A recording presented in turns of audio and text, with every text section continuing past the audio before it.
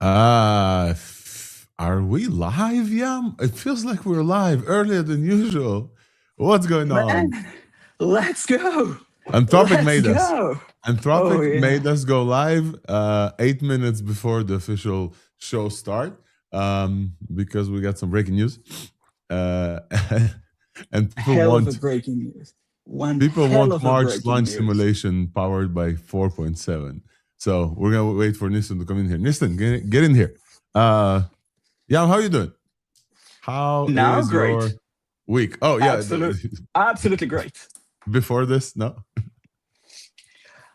Look, we can talk about the other models, but I think it's not the appropriate time to do so. Talk about the other Opus models. You can say. But yeah, I mean, I don't know. There's so much to unpack about this. Have you seen the release notes?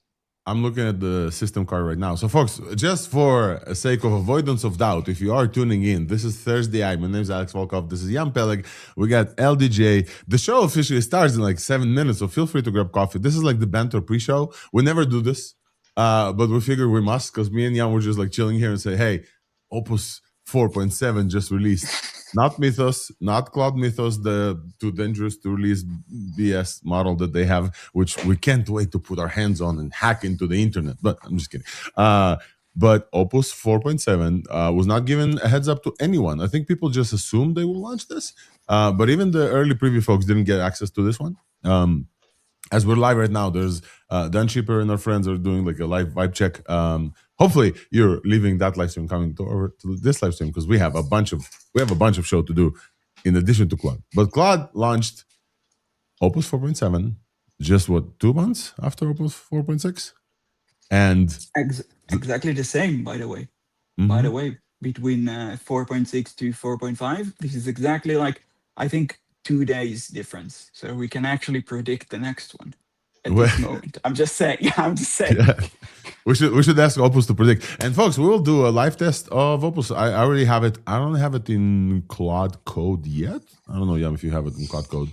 No, I should update, but I definitely have it in Cowork and everywhere. And then we will do it. LDJ, welcome. How are you, man? I'm gonna welcome you. You could be double. Hello, I'm gonna welcome you to the main show. Yeah, sorry. What's up, dude? All good. Had some technical difficulties. Yep, a little bit earlier than we usually are, but yeah. So Opus 4.7. I guess I don't know if you guys mentioned it yet, but it is also using a new tokenizer, which was confirmed. Yeah. Which basically confirms that it's a new base model, which means it might have. It's possible, yeah. It's possible it could not be a new base model necessarily because you could do some stuff with the tokenizer and add new tokens, but it makes it more likely at least. And yeah, we might end up seeing new capabilities in terms of just like some weird differences in the behavior that you would usually only see from base model change or things like that. I think we'll see absolute differences in behavior because Opus was dog shit for the past 2 weeks. Everybody says so, and this does feel like. With all my love with some folks who work entirely hard on Twitter to like make sure that this isn't, we don't want to like, pile on Anthropic for a bunch of stuff. I use their models. They're great. Claude helped us prepare for the show. Thank you, Claude. But it does feel like this planned obsolescence thing that Apple does where like the iPhones feel stupider before the new one comes out. Opus 4.6 felt stupider for the past 2 weeks and now Opus 4.7 comes out and the difference is going to be, whoa. I just want to say, I know this is a conspiracy theory, and I don't like them, and I'm sorry, but like everybody was complaining. Go ahead, yeah. Not going too much into the conspiracy, even though I'm into these kind of things. Yeah, you love it. Just want to say, we all felt the same way. Also, I think a week before the 1 million context release, there were many reports. Yeah, just like that. That in a week before the 1 million context release.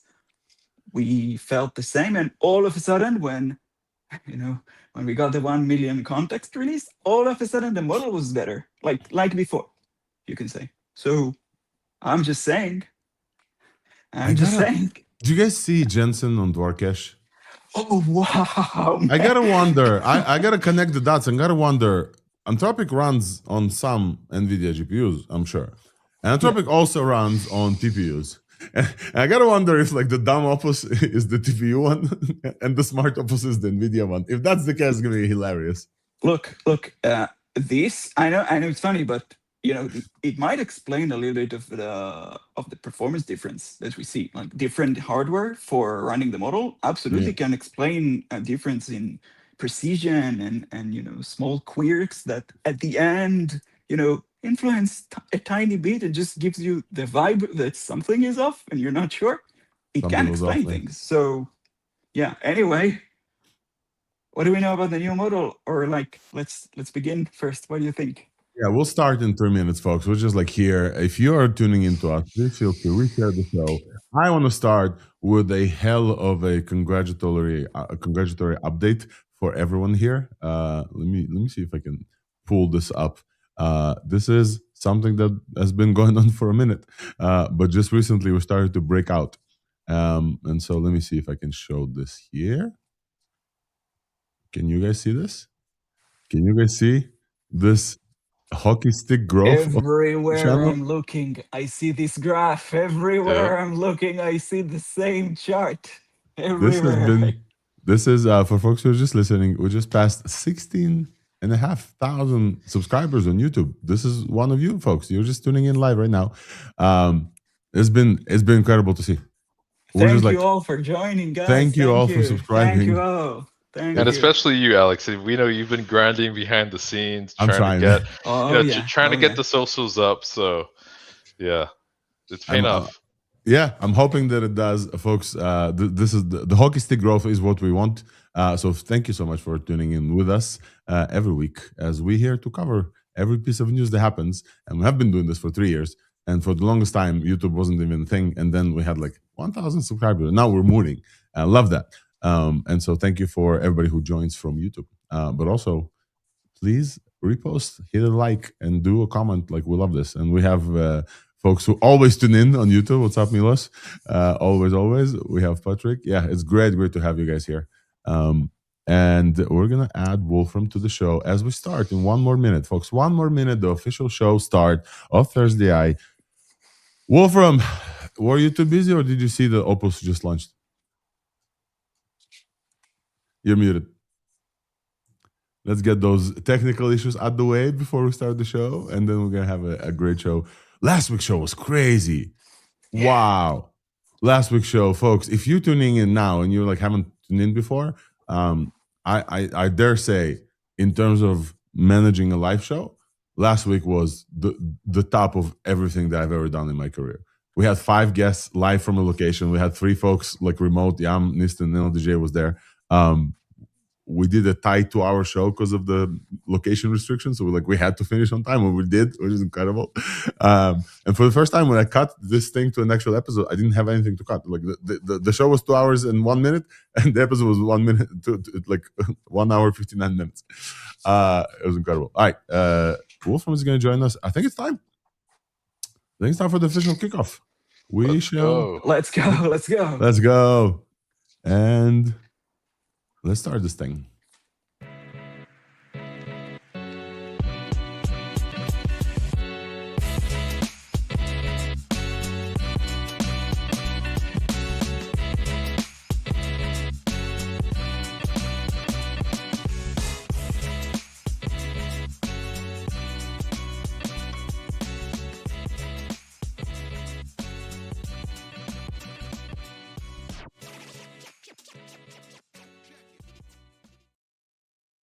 Welcome, everyone. Welcome to Thursday. My name is Alex Volkov. I'm an AI. Let me start again because we're recording.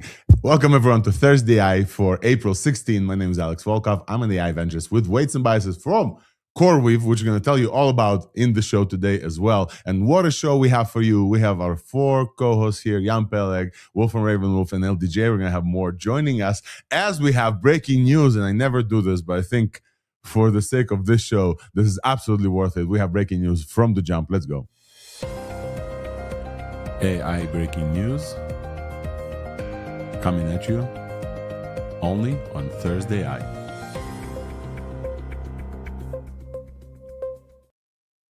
we have breaking news.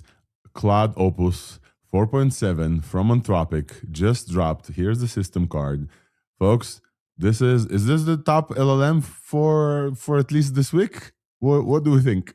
This just dropped, folks. Nobody has early access. We're just gonna look through it like you guys love it. Yeah, go ahead. Look, it's definitely the biggest news, 100%. But we need to talk about the evils. I'm just saying. Yes. We need to talk about the scores.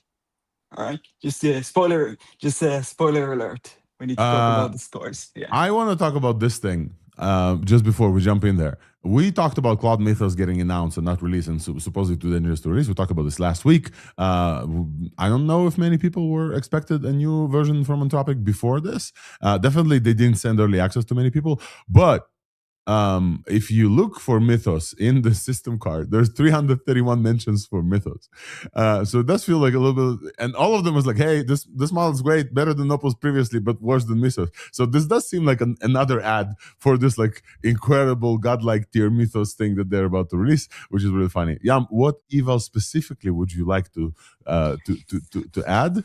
Meanwhile, yeah. It's look, we got the release, the official release of in a screenshot from Anthropic's account. If you want to put it up, of the table of evaluations of the model. And you want like the whole nice table? Yeah. It doesn't crash. It doesn't really crash, as you might want to expect that it will. It doesn't crash the previous model. Seems like, okay, we need to talk about this because the scores are not definitely like in the we destroy the previous version kind of model. It's not even comparison to different models, it's comparison to their own. So maybe we want to talk about this, Yeah, let's take a look. We're gonna add the official Anthropic release evals table here. There it is. And I want to mention that we do have two breaking news, and thank you, Innovus, for this comment. Quen announcing they're continuing open sourcing is bigger news. I think that I kind of agree. Incremental release from Opus is great for everyone, blah, blah, blah. And also, Dan Shipper, we're coming for you. But incremental release is great, but Alibaba, there was like some fears that like open source is gone and they released Quen 3.6, and we're going to definitely take a look at 3.6. Let's see. Can we see this chart better now? I think so. It's a little hard to see, but let's walk through them. The biggest jump that I see, absolutely the biggest jump, is in SweBench Pro for agentic coding. This is a 11 points jump from Opus 4.6, which is already great. Opus 4.6 is already great at agentic coding, we know. And this jump is hell of a jump. It jumps over GPT 5.4 with a significant like step up. And we know that like people said, hey, Opus for personality, 5.4 for coding. This seems no longer to be the case. Agentic coding and SweBench verified, nobody cares about. Yeah, which one stood out to you? Agentic search. I mean, you look at this. This one, browse.com. Yeah, then you look at agentic search and you think to yourself, wait a minute, both of them are tool use for doing, I don't know, long-term planning and tool use. And like, wait, what are we looking at right here? You get what I'm saying? I mean, I'm not saying anything. I'm just saying that I don't know. I will summarize.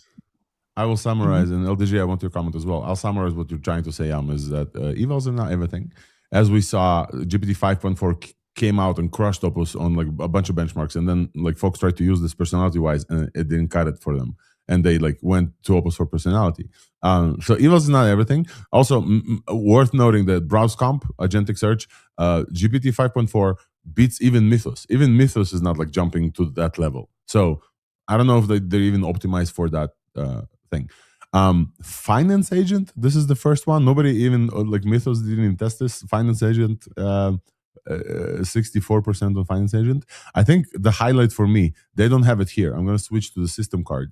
Is the MRCR, folks. We know that Opus gives everyone 1 million tokens in the context window, but MRCR, the long context kind of needle in a haystack check from OpenAI, by the way, is the thing that I look forward to in every release. And they have it here, and I will find it in a second, and I will show you MRCR. There we go, OpenAI MRCR. This is absolutely insane to me. On 8 needle MRCR V2, Opus 4.7 gets actually less than Opus 4.6. That's really funny. You see? What? I thought I think this helps maybe confirm it is maybe a new pre-trained model from scratch. Probably. Wait, like, so what? Yeah. LDJ, what are we saying? Again, I wanna like make sure that we're saying the right thing. On MRCR, long context, I was sure when I looked at this super quickly before the show that this was 7 and like the smaller one was 6. No, folks, Opus 4.7 Max is getting 32% on MRCR V2, which is the 8 needle 1 million context window tests, and Opus 4.6 gets 78%. Yes. This means, yeah, go ahead, LDJ. Yeah, I mean, I feel like this kind of goes to what I was saying earlier of like, if this is a new pre-trained model, we might expect to see some wonky things, like very different from the last model of different strengths and weaknesses. And I think that's what we're seeing here. Like in MRCR, it's performing much worse. But I expect in some other areas, maybe even in some other areas that are not exactly clear in benchmarks, it might be much better in dramatic ways to 4.6. But yeah, I think it does probably need more polishing with this base model, and this is just their first version out with it. Yeah. What other evals? Wolfram, I want to look at Terminal Bench with you because I know you're our Terminal Bench guy. Do you see the results I here? already checked it out, yeah. And I get better results with the previous Opus 4.6 in Terminal Bench when I ran my own eval. So I use 1 hour per test, so there's a difference. They sometimes have different settings for this. Mm-hmm. So yeah, it's hard to compare. So they used 5 attempts for each one of the tasks as well. Yeah, that's nice. Terminal Bench is sensitive to inference latency. Fixed wall clock timeouts mean slower decoding endpoint completes, blah, blah, blah. Our report score uses the production API endpoint. Yeah. Yeah, and thinking is disabled here. So it's using Opus without thinking. That is also a very important thing to consider. That's true. That's true. And when you test it on Wolfbench, you use thinking, right? I used the default values and I used the max thinking for comparison, which actually degraded the score. And the default is high. If you do not set a thinking level, it's usually high, as they explain on their effort page. This is very interesting. They have a new reasoning effort called extra high. So now there's low, medium, high, extra high, and max. And max shows kind of a very similar thing to what Wolfram we talked about last time. The too much thinking can actually degrade some score. So on Humanities Last Exam, max like lowers the score. It thinks too much. But this new extra high gets the higher score on Humanities Last Exam. We're about to exhaust the Humanities Last Exam. It's the funniest eval name that we know on the show for the longest time. Time for Humanities Last Exam. This time for real. This time for real. Yeah, copy off. Untitled. Yeah, Humanity Last Exam V4 kind of way. What I want to say is, we're all kind of cooked already at this point. Like everyone looking at the evals, who has the biggest number and so on. You know that if you do a good job and train a really good model, and I don't know, you don't benchmax to the end, people like us are going to look at the evals and say, nah, this model is not good. But probably the model is really good and you just can't measure it on the evals. I just want to say for everyone who's watching, yeah, look, we're looking at the evals because this is what we have to compare, but don't get what we're saying wrong. It's probably a really good model. Yeah. Regardless of the tiny numbers that might be lower or not as high as we wanted them to be.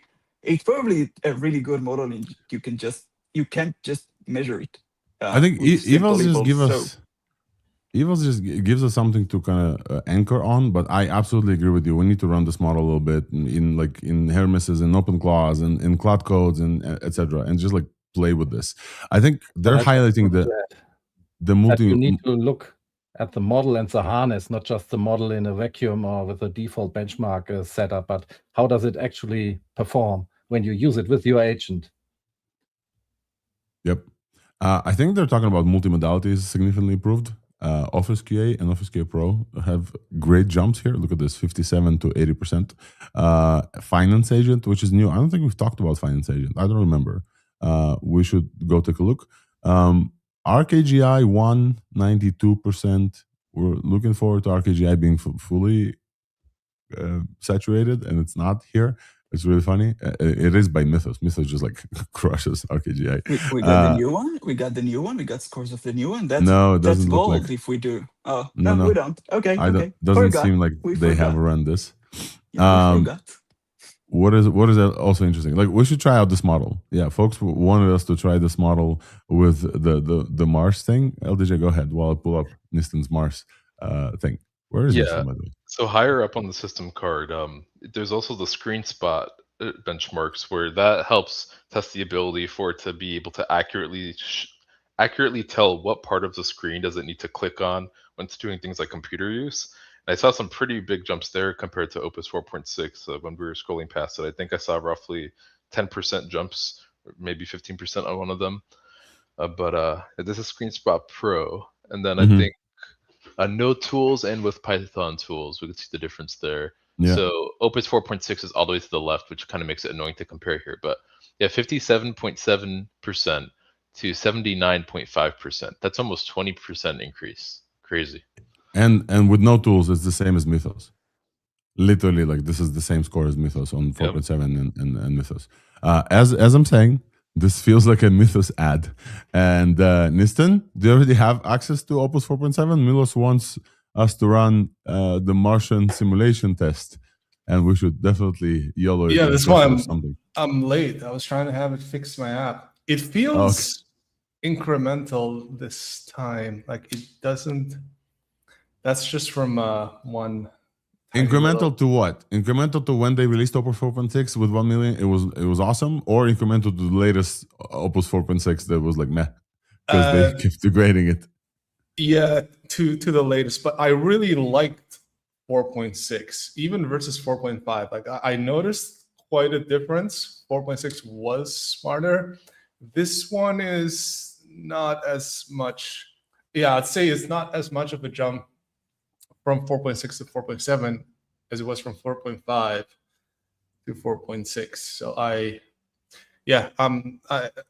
we're gonna test some more. Yeah, let's. We have a comment coming in. Listen, please send us the full testing thing, if you will. We have a comment from Nixor about the new tokenizer uses more tokens. It's calling it a cash grab. Obviously, folks who have no idea what we're talking about.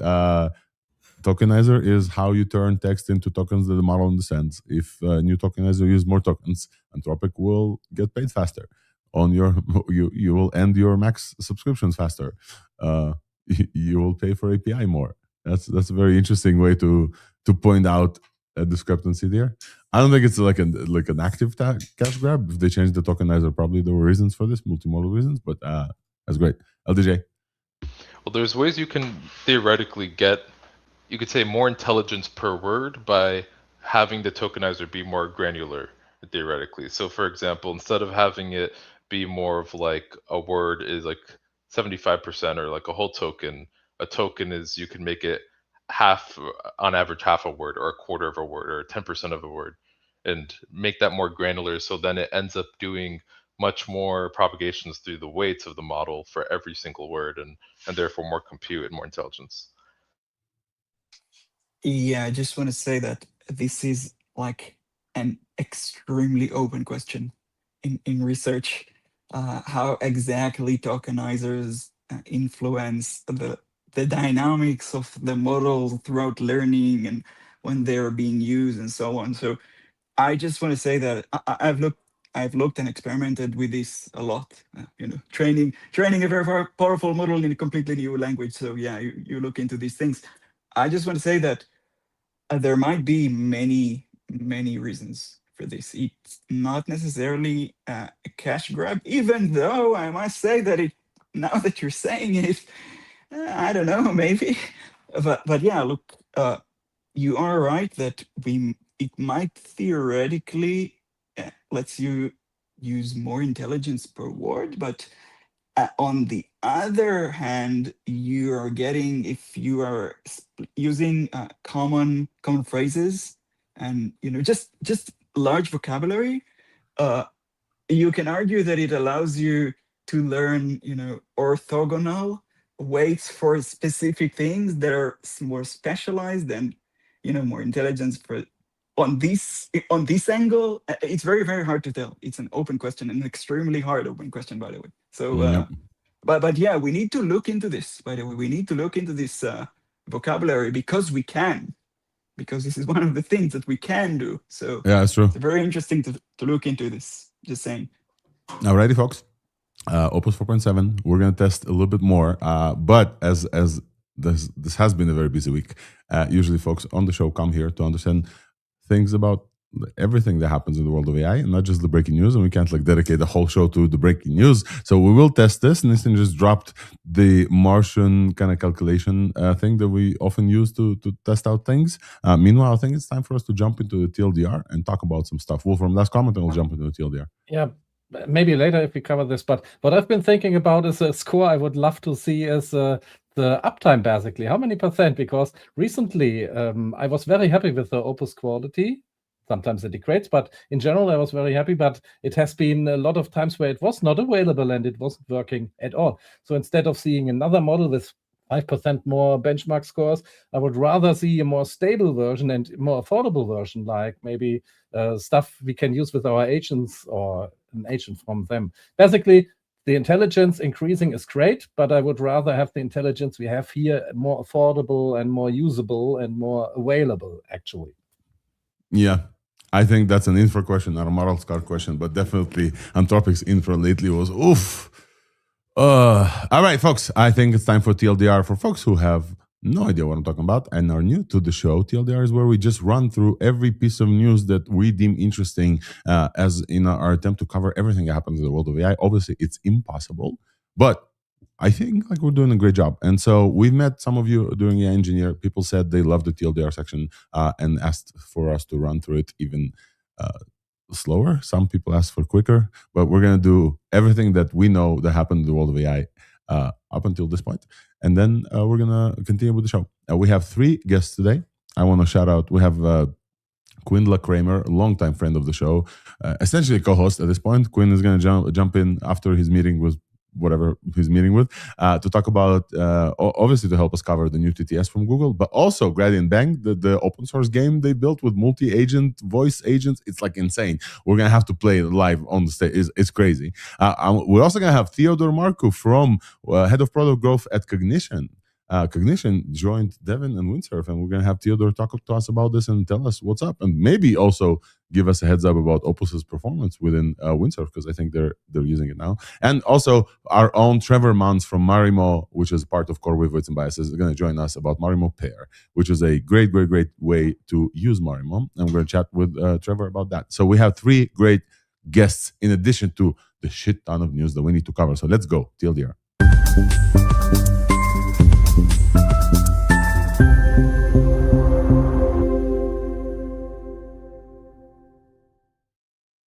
This is a TLDR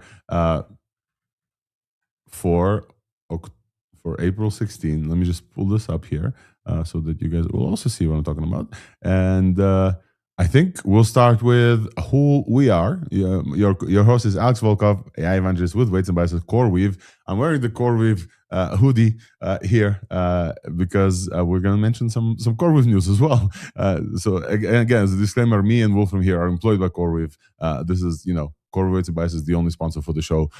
So, just take it as you will. Nothing here is deemed financial advice, okay? We'll just say this and continue. Co-host, we have Wolfram. Wolfram is here. Jan Peleg is here. Nistin's here. And LDJ is here as well. Ryan Carson is still in Japan. Hey, Ryan, if you're listening to us, you are welcome to come back at any point you so choose wish. Today, guests, I told you about Quindla Kramer, Theodore Marcu, and Trevor Mans from Weights and Biases Marimo. I want to do something super quick. Sorry, guys. Yeah, it's fine. Okay. Right. Whoa, what happened? Sorry, I'm all over the place today. Okay. Folks, the opener item that I wanted to discuss is the ZL Continuum. After coming back from the AI Engineer show last week, I wrote an essay about where I feel AI engineering is headed this this 2026, this quarter. The ZL Continuum is so dubbed because of Mario Zechner and Ryan Lopopolo, both speakers on the AI Engineer, both on the two ends of the spectrum of this new question every AI engineer is asking themselves: whether should we even read outputs, code from our agents, or should we just YOLO? Yam, I see your face and I know where you are, but believe it or not, some people, are still debating whether or not they should read code. So this is the debate. Nobody writes code anymore. Whether or not they should read code, this is the Continuum. I would love to tell you all about this because we didn't talk about this on the show. But I think it's a insight that I have, and obviously to cover a bit of an engineer if we have time. Obviously, in big companies and APIs, we have Anthropic launching Claude Opus 4.7 with 87.6% in Swibish verified, which we don't care about, but Swibish Pro also is bigger. 3x vision resolution, and a new extra high effort level, and an ultra review in Cloud Code feature. The next item in big companies and APIs also has Anthropic in the name, but it comes to talk about CoreWeave. Folks, in the last week alone, CoreWeave has announced an insane lineup of new deals, all public. So CoreWeave signed up a new deal with Meta and for the first time Anthropic. Whoa, no, this is not the thing. Yes, Anthropic and also Jane Street. And the line there is that CoreWeave now supports 9 out of 10 leading AI labs in giving them GPUs powers, which is incredible. And this is why I'm very, very honored to wear my CoreWeave hoodie for this show because I think it's very, very big news in the world. And hopefully we'll get them the GPUs they need to stop, bad service. In open source news, we have to mention a huge release, breaking news from this morning. Qwen 3.6 open source with agentic coding improvements, inference efficiency, and reliability for developers. Rivals models 10x its size, but I think the most important thing here is not the evals. The most important thing is, even after our friend Junyang Ling has left the company, there were doubts about their commitment to open source. This model has released with open source and the strongest mid-size LLM on nearly all benchmarks, which is really, really great. We should definitely talk about this. So shout out to the folks at Alibaba Qwen for a 3 billion active parameter model. Very, very good. Let's continue with the TLDR because we also have MiniMax, our friends that announced MiniMax a while. MiniMax M2.7 open weights. It's a 230 billion parameter mixture of experts, only 10 billion parameter active, and they say they match GPT 5.3 Codex on Swibench Pro. Very good model. Shout out to the MiniMax folks, and it's now been open source. As recent developments, the Chinese labs first release a model in API and only then drop it in open source. So we kind of told you about M2.7 already, but now it's open source, and we'll definitely check it out. In tools and agentic engineering, the corner we covered this new world of AI, vibe coding tools, etc. There's a lot of tools here. We're actually going to have a guest today, Theodore Marcoux from Windsurf/Cognition, because they launched Windsurf 2.0, the biggest release since the Windsurf acquisition into Cognition. It has a new agent command center, and Devin joins Windsurf. Devin, we told you about. Ryan Carson loves Devin recently. I also started working with Devin a lot more, and now Windsurf and Devin are kind of like one. So I can't wait to chat with Theodore about what's new there. I don't know if you guys use the Warp terminal. Warp is the best terminal that I ever had the chance to use, and I love using it. And they just released a great feature set for those of us who use something like Cloud Code, etc. Now you can get notifications unified. It's kind of the thing that AI Engineer last week many people talked about is the death of the IDE. And this is a very interesting thing. Windsurf is kind of moving away from the IDE-ish, and the Warp terminal kind of moves towards that spot that's not really an IDE, but an agentic runner. So now you can run a bunch of, you can run Codex, you can run Cloud Code, and you can see notifications in one unified space. I wish I had time to show you this. Hopefully we'll get there. And I think the last but not least point here in tools and agentic engineering is Anthropic launches Cloud Code routines. Folks, Cloud Code has launched webhooks. This is the tagline. In the effort to disseminate more and more of the open class success, Cloud Code now launches webhooks, which you can trigger your Cloud Code from somewhere else, which I think is great for multiple things. This is the new kind of automations you can do. They have agents that run on the cloud, which is, I think, absolutely great.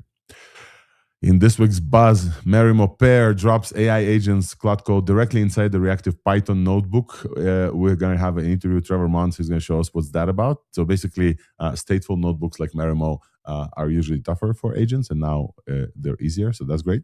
And also, Gemma 4. The Gemma 4 that we've been live and talked about for a while is live on 1B inference. Yam, you have a small comment, very small, tiny comment, super quick. Yeah, Sorry. I just want to say Claude, the Claude desktop app was rewritten probably from scratch. We got a completely new app, just mentioning, because we talked about Claude.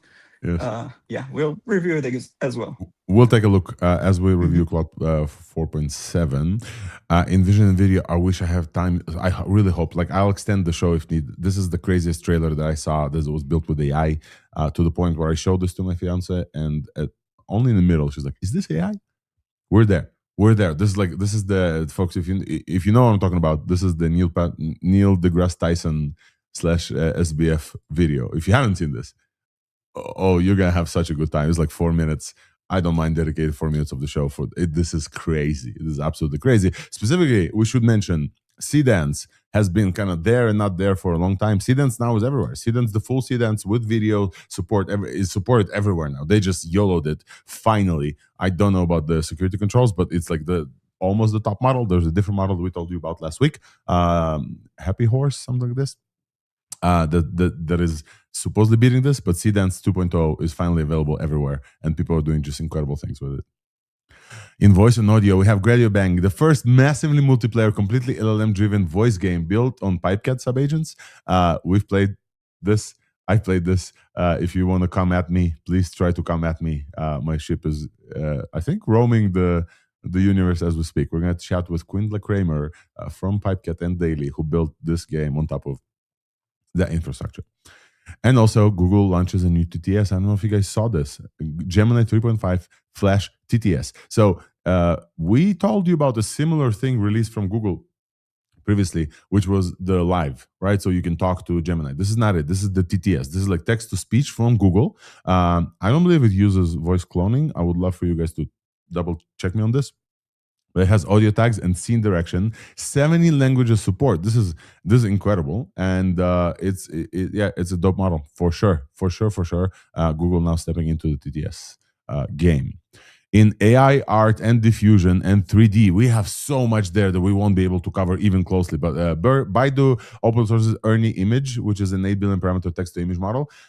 Tencent open sources HY World 2. It's a world model that generates real editable 3D scenes. They're not videos. You can actually edit them from a single image, and you can import them into Unity and Unreal. And NVIDIA launches Lyra 2.0, a single image to explorable persistent 3D worlds with code. So both companies are now launching something that the like equivalents of World Labs from Fei Li is working really hard on. And it's kind of like a crazy thing for 3D worlds. In other breaking news, I will say, old Unity humanoids break the world record at running. Did you guys see this? Did you guys see the little robot run? We have to watch this after the show. Like it's just crazy that robots now run faster than humans. And also, the most important news of all Allbirds, the shoe company, pivoted to AI after losing 99% of its value, rebranded to New Bird AI, and now soaring 600 to 800% after announcement they're moving towards GPUs. A shoe company moving into a GPU company is definitely not the news that you guys expected on April 2026, but hey, here we are. Everybody wants to sell the digital gold. Folks, this has been the TLDR. Anything else I missed? Folks in the comments, please give us a shout out to anything that's missed. And folks on stage, any major thing that I've missed that we should cover? LDJ, go ahead first.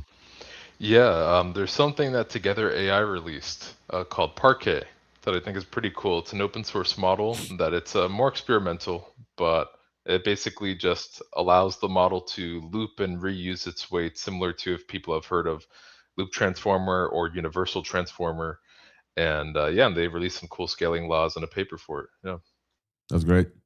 Who else? Yeah, go ahead. Yeah, trending model on Hugging Face, a new trending model, Super Gemma, which is Gemma fine-tuned. Super Gemma, just someone that has been doing it for a while. It's not just a random person. Fine-tuning models to be stronger. Came out with Super Gemma. probably the strongest one you can run locally. So highly recommend. The same someone already quote tweeted the new Quen. Already quote tweeted the new Quen, so expect an even better one in the next couple of days. But yeah, give us a link. Yeah, I wanna show this. Is this the Korean dude? Yeah. Mm-hmm. Songjung? Sure. Mm-hmm. Oh, okay. Let's show this. We're already past the TLDR. We can step into the testing. It's a good model, sir. Good model, sir. 100% uncensored benchmark performance, 18% improvement, tool call fixes, speed improvements. This is great. Super Gemma. That runs on your laptop. That runs locally. That's the main point here. All of this in your laptop. That's crazy, man. We didn't have this. People are going ham over this. Also, OX0 pruned the expert weights of the MOE Gemma and turned it into a 21B, and it ended up on top on terminal bench with the Q4 by pruning it and training it. So yeah, it's been there are just so many of these now. It's great. It's like we're back to 2 years ago. We're back at fine tuning. Let's go. I love this. Open source is so back. Open source. I think I have to plug in here. I was supposed to save this to the this week's buzz. We are now hosting Gemma on Weights and Biases CW powered infant service. If you go to the main announcement on our socials, you'll see a code there. I think it's like Gem Drop. If I'm not mistaken, the code is, if you reply with Gemdrop, we'll give you like $20 inference credits. But also a reminder, many people don't know this, we support LoRa inferencing. So if you find Gemma LoRa's, you can inference you can provide the LoRa link and you can inference LoRa fine-tuned Gemmas on our inference service super fast because we're CoreWeave. Let's go. So I didn't know that. That's cool. This is what we're here for. We're here to teach each other, man. Yes, you can. This was built in accordance with the OpenPipe folks, which also is part of the team now. And you can do RL training on WB service RL, but also you can bring your own LoRa's just by giving it the link. And we talked about this on the show a while ago. I can definitely add this to the show notes. I think this is the longest TLDR that we had in the history of TLDRs, and it's now 9 a.m. 04 Pacific, folks. Nistan, how is your test of Opus looking? Let's talk about Opus. Dude, by far the best. I can just share my screen. You can share yours, and I will say I took your prompt and I just shoved it into Cursor, and Cursor is ready as well. So we'll show yours and then we'll show mine. Okay, let's show yours. Folks, for folks who have no idea what we're talking about, there is a Martian simulation game calculation thing that we've been running for a while. It's a very difficult thing for models to do, and we've been comparing those. People have asked us, Nistan, I don't know if you saw this. We had comments. That's pretty cool, by the way. Waiting for this. Yeah. So it's. Whoa! I added a second prompt, guys. It's a realistic. Whoa, bro! Let's go. The mountain, but here is the stuff that really impresses me is things like when I adjust the weight and the payload mass, it calculates the total energy needed to launch the train, and then I can set the acceleration limit and stuff, and then it will make a shorter track. And the track digs through the mountain and then comes on top of the mountain. So it's actually modeled the mountain correctly too. I've never seen this level of this was one shot. Show us. We must see this. Come on. So it's doing a second shot now. Now it did not add, for example, stuff like, let's just see if we can reset the whole thing. This is how it starts. It starts like this, and then in first-person view, yeah. It starts in first-person view, but it calculates the total energy, which before I would have to ask it, and then So again, it wasn't perfect, but this is the one shot. This is the one shot example. Does it show a little animation in the front where it initiates and does a beautiful thing? Can you switch back to code mode and back to the HTML window? Yeah, unfortunately, it did not add the camera controls, but it has. it accelerated to 2G right away, and then it thinks about it like how much is the weight of this payload mass that you're accelerating, and it calculates directly the amount of energy and stuff and the acceleration limit, and I set it up to 4G. So now it just fully went for it. Cool. And I haven't seen mine. You want to see if mine is nearly at this level? I run this in Cursor with max thinking. By the way, mine was one shot. Okay, so that's just the one shot example.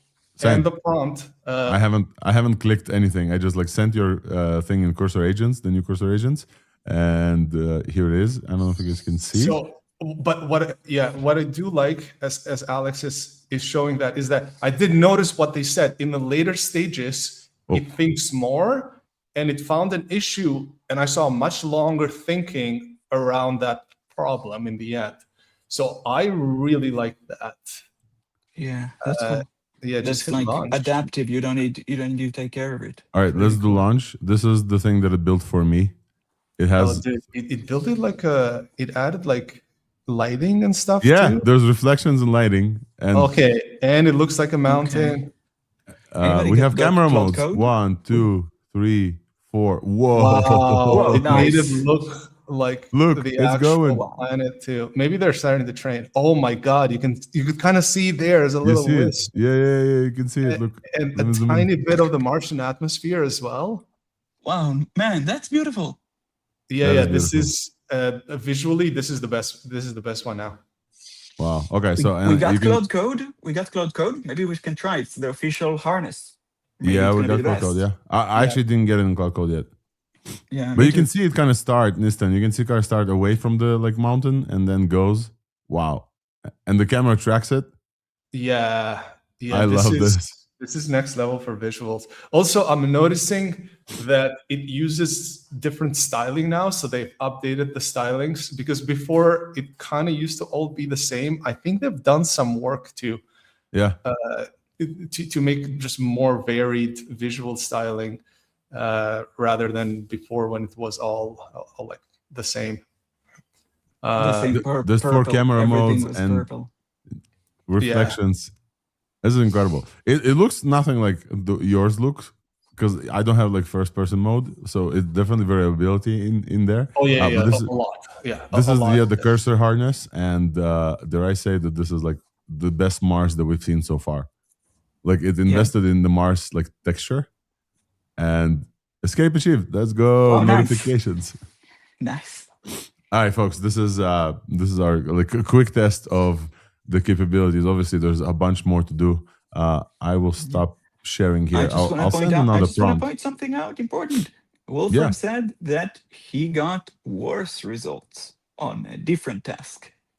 Do you have anything to comment? You mean with the thinking? If you go to max thinking, do you mean that?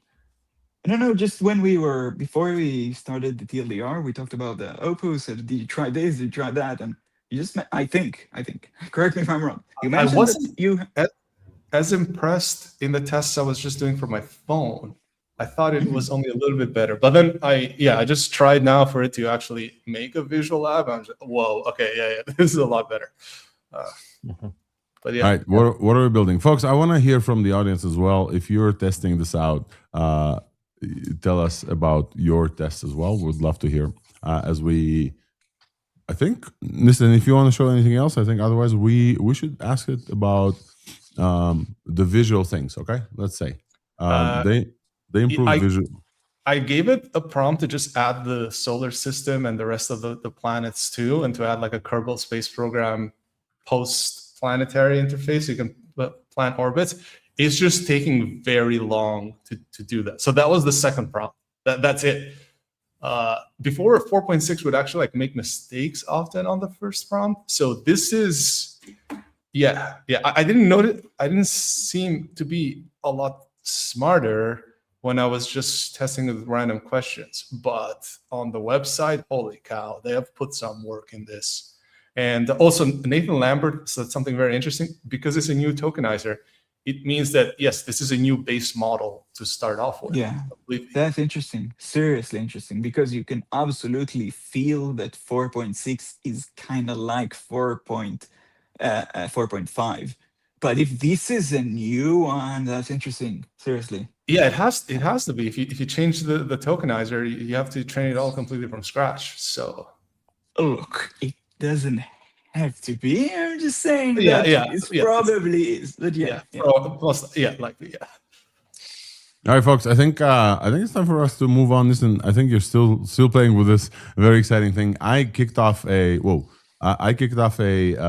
task that I will shortly tell you about. It finished. Okay, you guys gotta see this. I kicked off a task with Claude and just said, hey, took a screenshot of the interface that we have behind, and I just said, hey, rebuild this interface with SVG. So this is the StreamYard interface. This is the screenshot that of my thing, and this is it's building it live. What? Oh yeah. They added this in. It's literally building it live. This is us in SVG, which is really, really funny. LDJ, I think, is the best one. But you guys can see Opus 4.7 rebuilding the StreamYard interface one by one. This is how it looks like. That's a very good test too, because it can do one SVG and it kind of look like someone from South Park. But to do multiple, no, that's crazy. That's totally crazy. There is this is you. Thank you, Opus. Thank you. I wouldn't say that this is the best coherence possible, specifically because look, there's 5 of us on the main window, right? But for some reason there's 6 of us here in this main window. It's adding more. But it's rebuilding the whole interface. Right, it's building the chat. Wow. It's building the whole chat. I try a lot of SVG stuff. To do something this complex, I'm pretty sure that this is HTML. The SVGs that I asked for is rebuild this style UI. It knows that it's StreamYard, which is great, and make SVGs for the hosts. So we are SVGs, LDJ. It's really funny here. Loading chat messages. Claude Code, guys. If anybody in the audience have. What do you want to try this on? Because I have it now. It's the official one. It's the official harness. Everything. Look at this! Look at this! Look at this nice UI. Cloud Code, man. It was trained for Cloud Code. That's what I'm saying. It's probably the best. Okay, let's throw Niston's Mars thing in here. Or let's do the. Do you have the model in Cloud Code? Is it? Yeah. Did Cloud Code update for you right now? Yeah. Look, Welcos Opus 4.7. Oh, you got it. You got it in Cloud Code. On the web. You guys. No, guys, Cloud Code. Oh, you guys don't see it. Hold on. My bad. This is my bad. Yeah. Stop sharing. Why did you say so? That's gonna be interesting. Okay, so where's my warp? There you go. Cloud Code. You see it now? Yeah, let's go. All right, so we have this thing, and just add one thing and tell it to make it like Kerbal Space Program. No, let's make it fair. Same prompt. Just same prompt. Same, everything the same. Okay, but with extra high effort. Yeah. Okay. You need to wait. You need to specify before. You could have added ultra thing. He did already. Wait, you can set effort to X high now? Okay, wait. Good. So this is running. We're gonna get a notification here in this beautiful new warp interface, so we can go through it. I don't know if we're gonna sit here and watch Cloud Code because that's it might take a while. Yes. While we are waiting, I took a look at the pricing, and Opus 4.7 has the same price than 4.6, so it costs exactly the same amount of money. It also replaces the Opus 4.6 in Cloud UI. The thing dropped, so Opus 4.6 is now other models, and 4.7 is the default one. Pricing is the same, but tokenizer is different, so likely pricing will be different as well. And okay, this is running. We'll let you know, folks. I think it's time for us to move on to open source or ZL Continuum. Where do we want to move on to? Let's look at the time. We have a run of show. I want to make sure that we're on time. I do want to talk about. There's something new in the settings of Cloud.ai it has a daily included routine runs, and you have a limited amount. And if you go over that, you have to pay for the the extra usage interest. You mean in the usage panel? Yeah, in the usage panel and settings. Okay. You wanna show this? They did say that like they wanna rework the usage UI so people know more what they're using, and then routines is a new thing that we should probably cover now because we're not gonna go back to Claude. Routines is a new thing where you can trigger Claude code from remote and Claude agents in the cloud. Basically, it's a new thing. That's why usage is expensive there. I have not tried routines because I don't use GitHub. I use Codeberg, so that's the right, folks. Moving forward, we have to as the show is short and we're already almost an hour in. And we have a bunch of other friends joining us in like 30 minutes, so we're gonna run through some of the more important releases. Let's talk about Qwen. I think Qwen is on deck. Let's talk about Qwen.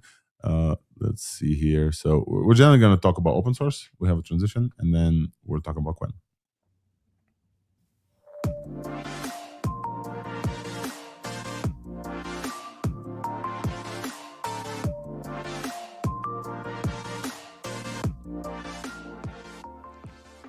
Open source AI, let's get it started.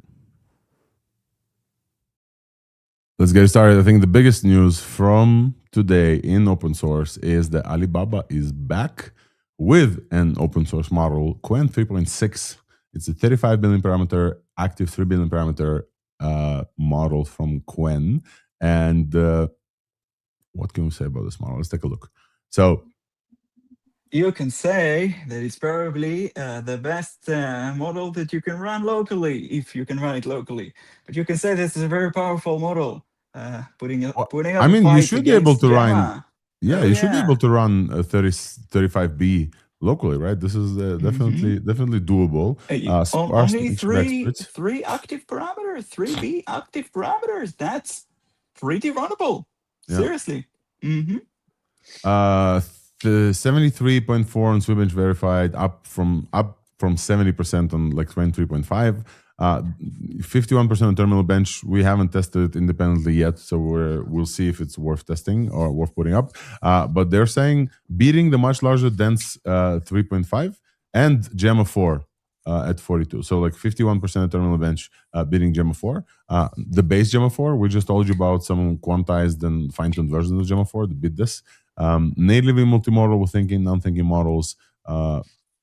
Great shout out to the Qwen team. Let's take a look at the actual blog post and see if they posted like a nice chart for us. This is a chart that they compare to the previous Qwen and to Gemma 4. And we are seeing that nobody highlighted the chart, so we have to like understand which one is stronger. I think it's the eval is a new thing. Okay, wait, what's that? This is a new. I haven't seen Claw eval yet. I think that this is a new thing that they started like testing on. Let's see, Claw eval, Qwen Claw Bench, an internal real user distribution Claw agent benchmark, open sourcing soon. Ooh, that's very cool. Qwen has an internal open Claw benchmark. That means a lot. Yeah, means a lot, man. And on this benchmark, they have the high score on this model, on the small model. Obviously, the previous Qwen also has a high score, so 52, 52.6, but they beat everybody else. I haven't tested the Qwen models with OpenClaw, so I cannot attest myself. But yeah, this is a great release. Folks, this is a tiny model. LDJ, any comments on this? Wolfram, any comments on this from the open source folks? And comments in the crowd, in audience, please, as well. Some folks were really, really celebrating the fact that this is a new open source model from Qwen. Super exciting that they keep open sourcing. Wait, how much is it? This is 3B. I'm completely out of. No, it's like 35B total and about 3B active. Yeah. Oh, and it's a coder or an agent thing? I guess both. It's the general model with Swibench Pro at 49%. Whoa, that's a lot. Yeah, for a tiny model for an MOE, it's a lot compared to Gemma. Gemma is at 13. This one is 49 at Swibench Pro. Yeah. That's Opus crazy. Yeah. It's 54. That's crazy. Yeah. The previous Quen, the 27B is like the dense one is 51, but this runs with only 3 billion active parameters. So this is like a very, very, very good bump. Folks are enjoying this in the comments as well. So shout out to Alibaba for the open source. What is the license? Apache? Not Apache. License. I can see the license. Before we celebrate, go to Hugging Face. See license. We don't see it, Alex. We don't. Yeah. I'm trying to look myself, and I can't see it yet. License. May everyone forget. Oh, Apache. Let's go. Oh yeah, let's go. All right. If there was any doubt that Alibaba is still on giving us open source models. In the game. Alibaba is absolutely in the game. Yeah. We love this. Shout out to Alibaba Quen, folks. We should probably also mention the other open source model. We got finally MiniMax M2.7 also in open source, open weights release. This one has a little bit of a trickier license, I believe. I think I haven't mentioned here about their license. Their license is not fully open source. Open weights, non-commercial, free for personal research for coding agents. Commercial requires MiniMax authorization. This is the license, so not fully Apache 2. Still shout out to MiniMax folks, friends of the pod. They've been on the pod for quite a while. Terminal bench. This is 57%. MiniMax M2.7. This is a big model. 230 billion parameter MOE with 10 billion active. Interesting. We should compare between the two, right? So let's look at Swebench Pro. This model is at 56%. 56% at Swebench Pro. The Tiny Quen is at 49. Yeah. The Tiny Quen is at 49% on Swebench Pro. So it's very interesting which model you would choose, because this model, the MiniMax 2.7 model, is not something you would run on your hardware. Not at all. But look. Look, the small Quens are absolutely usable. Like, I mean, they are tiny, but like they're tiny, usable, kind of tiny. Everyone agrees. And if you're running Hermes agent, if you're running OpenClaw, if you're doing some stuff that are not like crazy, like difficult, they're completely free on your Mac. And I don't know if a 16 gig Mac Mini will run this, but a 32 or a Mac Studio, whatever, you can get fully offline. And the last concern that people have about OpenClaw is that, hey, you're sending your prompts to whatever OpenAI is gonna gun, and you absolutely can do it. So we're like on MiniMax. The thing to remind you guys, they basically use Karpathy's like auto research type thing to like improve this model. So this is like zero human intervention. This model was like trained and RL'd with like 100 rounds of RL optimization, and machines learning to learn basically is the highlight of this model. So this is like the first self-optimized model that they released. They're saying it's 4 times cheaper than denser open weight models at similar capability size. 56% of Swebench Pro. That's great. The model's self-evolution capability is the most unique feature. Internal version autonomously ran its own RL optimization loop for 100 rounds. So basically, this is the model we told you about before, that like it improves itself. I think that shout out to the team. Great release. Not the greatest license, but okay. Anything to add before we move to other things of importance?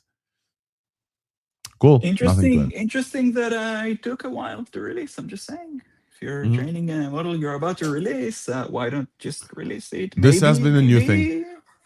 Maybe it was doubt. Maybe there were some doubts, considerations. But thank you for the release. By the way, I mean, you promised and you delivered. Thank you very much. And we'll probably see more models from them coming soon. All right, folks, I have to chat about this. So last week, Thursday, we did live from the London AI Engineer First Europe Conference. Me and Wolfram were there. The folks joined remotely. And we also joined a bunch of conversations. We joined the speaker dinner. We joined a bunch of conversations. I chatted with multiple folks. And many of the podcasts from that episode are still coming, so watch out for those. And then on the way back, I sat down to write out my thoughts on this. And this turned into this essay that I named the ZL Continuum. Do engineers need to read code anymore? I want to bring this to the show because I want to talk to you guys about this. Wolfram, you probably had the same conversations that I had. We asked pretty much everybody on there, do you still read code? Nistan just tested Opus 4.7 and I saw him switch to the code tab, and that is very interesting because like it was but basically this is the continuum that I outlined. There were two speakers on the keynote at AI Engineer. On the one side, this was a OpenAI's most AGI pilled person, I think. Not most AGI pilled, but one of them, Ryan Lopopolo. He came with a hoodie that says AGI pilled, literally. And he took the stage on keynote and talked about that, he's a token billionaire and code is a liability and we shouldn't look at code anymore. And he gave like a very, very interesting point there. And then the day after, of the Vienna School of Coding, Mario Zechner, the creator of Pi, and Pi obviously is the coding harness that underpins OpenClaw as well, and part of its success. Talked about slowing the fuck down, reading every line of critical code, and that enshittification ensues and many, many vibe-coded apps are now like bugs everywhere and people are just okay with it. And he basically claimed, hey, you have to still read code and look at PRs. And every person that I've talked to is somewhere in between. And I think the highlight for me is that I'm probably way on the L side of things, but I also don't maintain any critical code, infrastructure code. So my question to the audience is, and to you guys here, is that where are you on this continuum? Where are you? Are you a Zechner? Are you a Lopopolo? Do you still read code? Do you feel the need to read code that the agents output? We'll do like a quick round and also like open a poll for our folks here. So let's start with Nistan. I think I want to hear from you. Yeah, you're not going to finish the project if you don't read the code. If you don't do code review, especially if you can. Look, if it's a dashboard or something quick that you need, or even a whole app, then yeah, you don't really need to read it. Or if you've already set up all your testing and stuff and it's good, then at that point, you don't need to read it. You just end up with a much, much better app, especially if it's a lot bigger and a lot more complex. What I do is just once a week, I don't use the IDE, so I'm not sure about the chart. I just use tools like Glow and Bat to turn on Whisper, and I just go in the terminal and I just start reading. I just start reading every single file and talking to myself. And I also open the app, and then I keep talking to myself for like about an hour or two. And then I take that and I dump that into Opus, and Opus just gives me the whole like 30, 40 point to-do list. And this is by far the most effective thing you could possibly do to keep it from straying off into different directions. Because while you're telling it something, even you yourself have not thought it through. It's just like being a manager or something. If you're not, or being someone that's paying for an app, if you haven't thought it through, then you want someone else to think it through, but they're very likely, especially Opus, to go into different directions. So yes, I do still read code. I even still do write better DevOps than Opus in certain cases. Because it will. So Nistan, you're on the Z spectrum. I will just mention for the first time ever, we have a live poll, folks, and you can hit 1, 2, 3, and 4 in the comments. And supposedly this will update. I haven't tested this, so please let's test. I would love to hear where you are on the ZL Continuum. Yam is going to take the other side, I believe. No, Yam, have you read any? Actually, you must read the code, man. You must read the code. You're also on the Z. Yeah. Look. The thing is very simple. If you are building a one-off thing that you need for a specific thing, no problem. But the thing is that if you are if you're building a very large project, the thing is that those things, it's not only about the quality of the code.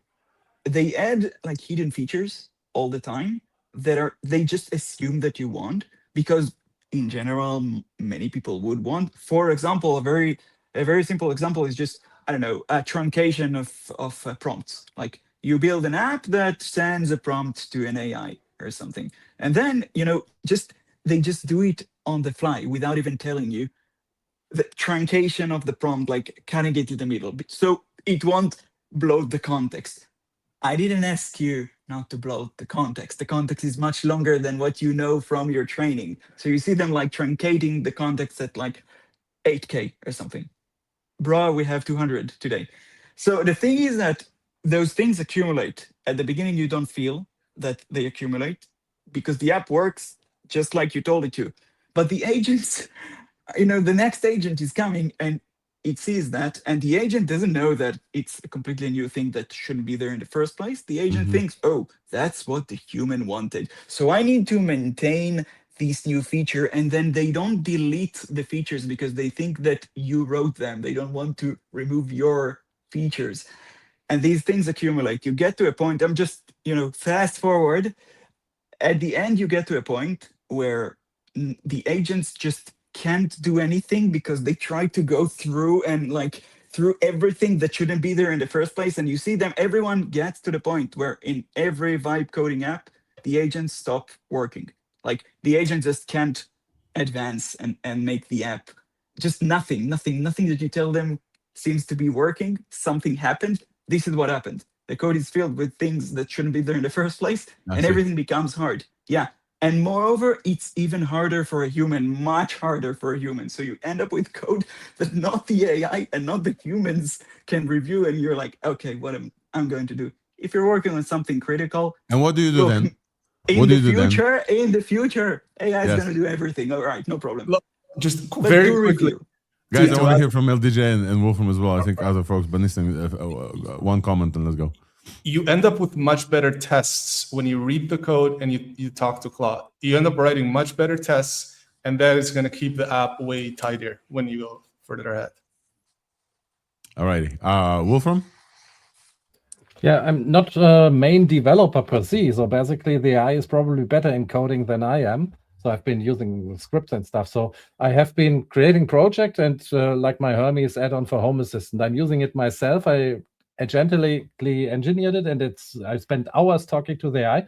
I basically worked like a manager, and that is far to the L side on the graph. Basically, I do look at the code sometimes, but only if you have to decide some stuff. Usually it's just I trust the AI, I tell it what to do, I test it, and my most used command is review. After every change, I run the review command to go through this, and then it finds some more bugs. And Devin is also very, very good as a reviewer.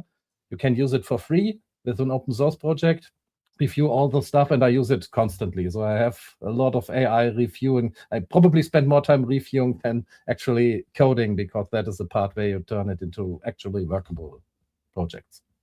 I want to hear from LDJ, but I also want to tell you guys that somebody commented on the post that I did on this and said that, hey, the real thing is the ZL Continuum is not per person. It's per task, and for critical task, you should absolutely read the code. And for for YOLO tasks, and kind of that's what I'm kind of like alluded to here as well. LDJ, I want to hear from you. Do you read agents' code output? So it depends. So for me, I've been getting increasingly more into things like front end, but historically, I've never really been a front end guy. I hardly know like things in React and TypeScript and things like that. And AI has allowed me to do a lot of things that I've been thinking about in my head for a while, but now I actually do those in a reasonable amount of time. But a lot of this is like kind of basic CRUD apps and dashboards and things like Niston was saying that you can kind of get by without looking at the code. I still try to skim at least like the diffs. And even though I'm not too familiar in React and TypeScript, I'm able to, like kind of read what it's doing and get an idea of what it's doing and try to guide it if I see it going down a certain path of something that I don't want it to. But I think we're definitely going to head more towards L here and as things go on, and as even just as you guys and all of us end up increasing our palette of the languages and abstractions that we start to dive into that we're not actually traditionally familiar with. Yeah, The more you build, the less you kind of like you can even judge the code. All right, folks. Some folks commented. Looks like we have a 50-50 between spot check, the diffs, and IDE. What is IDE? I will run while you guys comment. Thank you for commenting, Crazy Tom. I will run through the kind of the main themes of AI Engineer, because we were at the show but we weren't able to cover this, and I think that those are very interesting for 2026. So here's the top 10 themes, trends that I've noticed at the AI Engineer Summit of last week. Let's go from number 1. Folks, we told you about this on the show. Nobody's sleeping well. We all seem to have AI psychosis and a new thing called FOMAT. Fear of missing agent time. Before we go to sleep, or as we're about to leave the computer, somebody, Michael Richman on the show, they identified this as FOMAT, fear of missing agent time. That we're like all so stressed that the agent will not run when we leave the computer or we go to sleep, that we're now working really, really hard to like get that to that point. So everybody in the audience has FOMAT. I asked this, I got to MC, I asked this question on stage, everybody raised their hand. I'm 100% sure that most of us here have some version of FOMAT as well. Yeah, you seem very nodding along. I'm sure you have it as well. So, folks, the FOMAT is a real thing that we have identified, and many people here have. Raise your hand if your agent is working for you right now. Raise your hand if you have an agent working for you right now. I think mine is paused. I think, like, I'm sure that something is happening. If you don't have an agent, you're going to be left behind. And you're not going to be left behind. I'm just saying. I just want to say there is a new trend, AI psychosis. Have you seen this? No. That people, because AI psychosis became mainstream, people know about this. Now the people that are against AI calling everything AI psychosis. So if you see if you see someone is doing something, and you're going to see like starting to go on like a mainstream media. Like all of a sudden they are going off and no, I cannot do this. This guy is delusional and so on. That's like AI psychosis, the second order. Yeah. I hosted a 3-hour discussion with doctors and stuff on Clubhouse on this AI psychosis thing. And it's a lot more when you go into the psychiatry of it. And like, I won't ramble too long, but okay, let me continue, please. Over the we can go after on it. Yeah, I will say I chatted with a bunch of fans of the show. They love this banter. I wish we had more time. And folks, maybe after this, if you guys want to do a Thursday post show on Twitter Spaces, somebody set it up so we can like have a link directly. But definitely, our fans love the banter and love hearing from Eunice and Yam, like going back to back. So we definitely should do this. Okay, folks, I have a new poll here. Do you have AI psychosis? Type 1 or 2 in the chat. The first answer is yes. The second answer is also yes. Because if you're listening to us, come on, we know.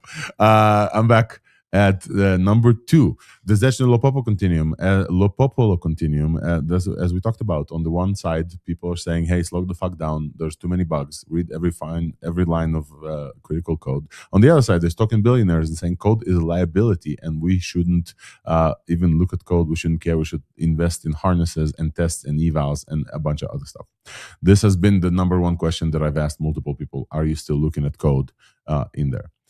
Number 3, everything is changing super fast. If you tune into Thursday, you know this. Like, you know this 100%. If everything is changing really fast, and IDEs are dying. IDEs, as they were before, integrated development environments for you to write code, are dying.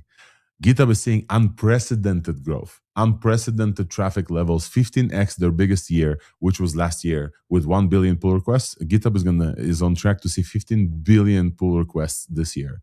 15x of the previous year. So is Cloudflare. So is Vercel. Vercel is seeing 60% of their traffic attributed to agents.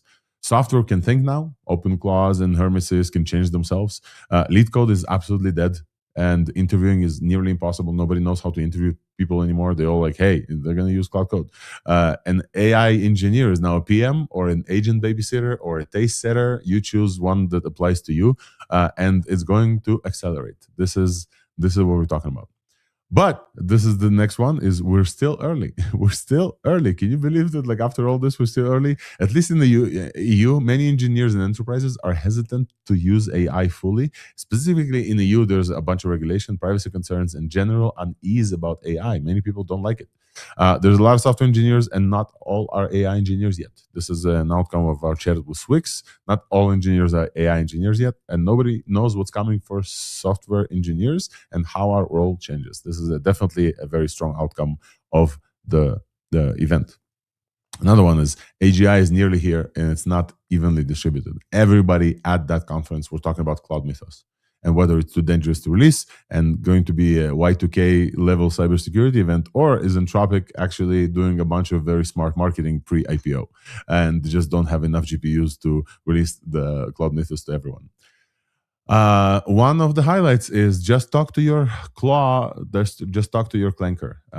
I've chatted with Vincent Koch and Sally Ann, the both maintainers of OpenClaw, and both of them say, hey, many people just ask them how to do stuff, and the one feedback that they have is that software is intelligent right now. You can talk to your software to fix your software. Me and Wolfram has been doing this for a long time, and we've been telling you as well. Many people text me like, hey, Alex, in OpenClaw, how to do this, or in Hermes, how to do this, and I just like, ask your clanker. Just literally, you need to switch to a mode of understanding that your software is intelligent. And once you do so, it's going to be much easier for you to operate. It's self-improving as well. You can write stuff for yourself. MCP is dead. Long live MCP. This has been a great outtake. Everybody's like, we're putting MCP to death and like burying MCP. Some people actually had vigils and stuff. But enterprises are dumping MCP, and MCP apps faster than ever. If you guys remember, we had Liad Yosef and Ido Salomon on the show, the creators of MCP UI, that turns into this MCP apps protocol, and they've been at the show as well. Many enterprises adopt MCP specifically because with code mode, MCP are not as strong a hit on the context window as previously thought. But also, MCPs are more secure than skills.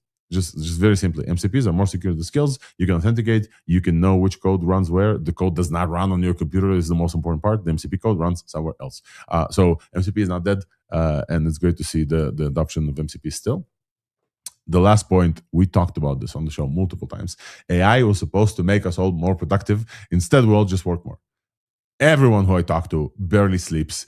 And it's very surprising to me because we're supposed to offload a bunch of work. We're just like, now we're just expected to do 10x output in many companies, including docs and tests and internalization and everything on your own. This is a very interesting outcome of this AI revolution. Everybody was supposed to work less, but we're supposed to work more. The last one is I added this, and I ran this as a framework by everyone. I call this the MHC framework. Look out for a write-up on me on this. Model Harness Context. Model Harness Context is the new ASL. I kind of want to bring this last piece here. I don't think that these are the three components of an agentic system that will not change going forward.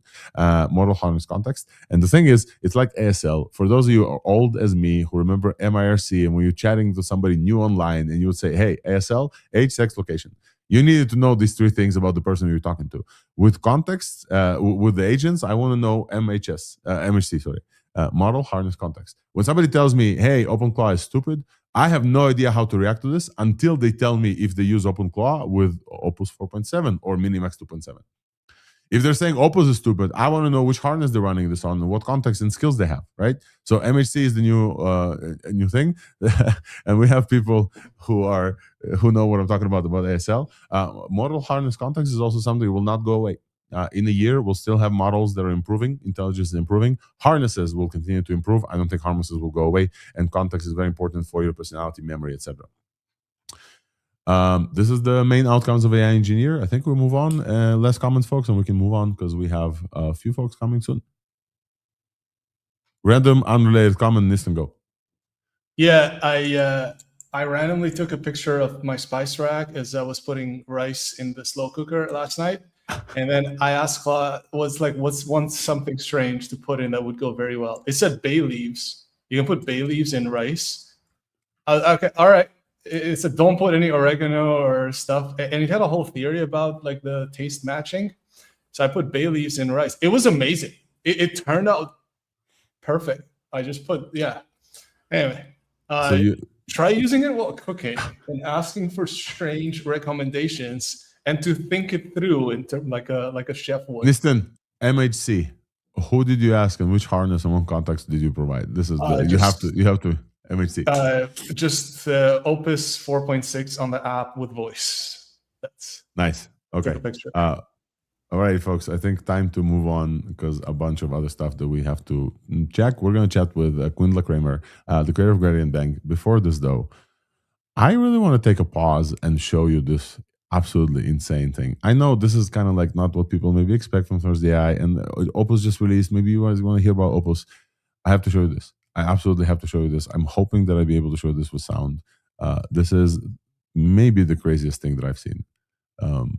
It's called PyHard. And I'm not going to show you all of it. It's 2 minutes, but maybe we'll watch like 1 minute of it before we have folks join us. Oh, I need to do something for you guys to hear this. Do you guys hear the sound or no? Let's try now. Can you hear this? I told you the laws of physics were literally being destroyed. I'd say you were going crazy. Maybe I am crazy. Yeah, we could hear it. This was supposed to be our timeline. And somehow we ended up over here. This isn't a glitch. Let it go. I'm gonna need someone who isn't afraid of risk. Fry! Listen to me very carefully. I'm gonna get you out. So scientists are now saying that there are a series of baffling incidents that appear to defy the known laws of physics. The math doesn't add up anymore, which means something is changing the math. It's like they built a backdoor into the universe. Uh-oh.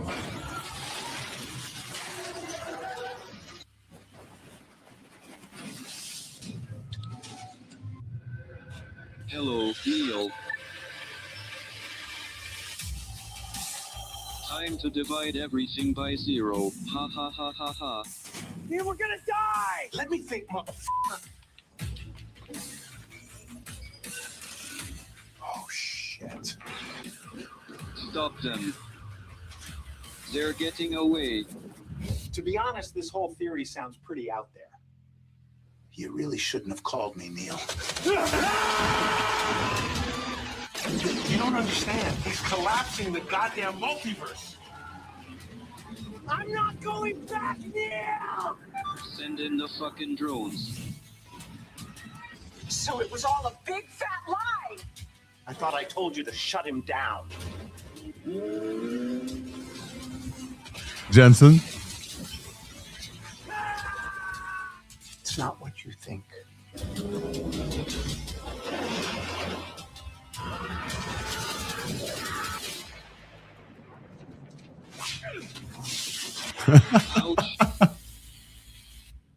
I have so many questions. So good. So many questions.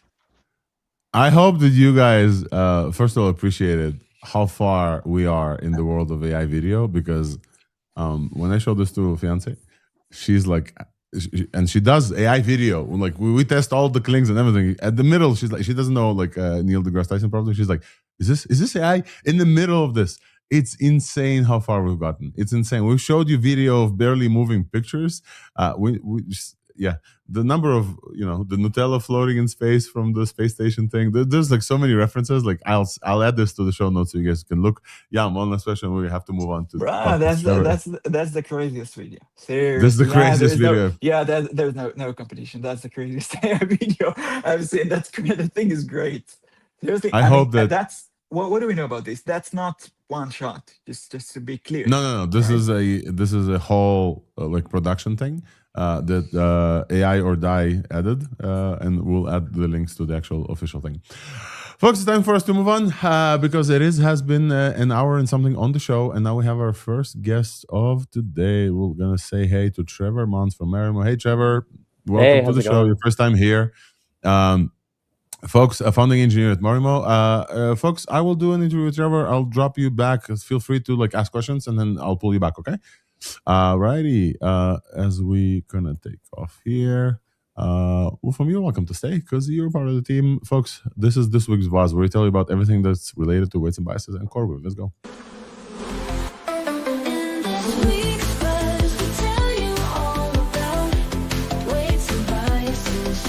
And core weave. And core weave also.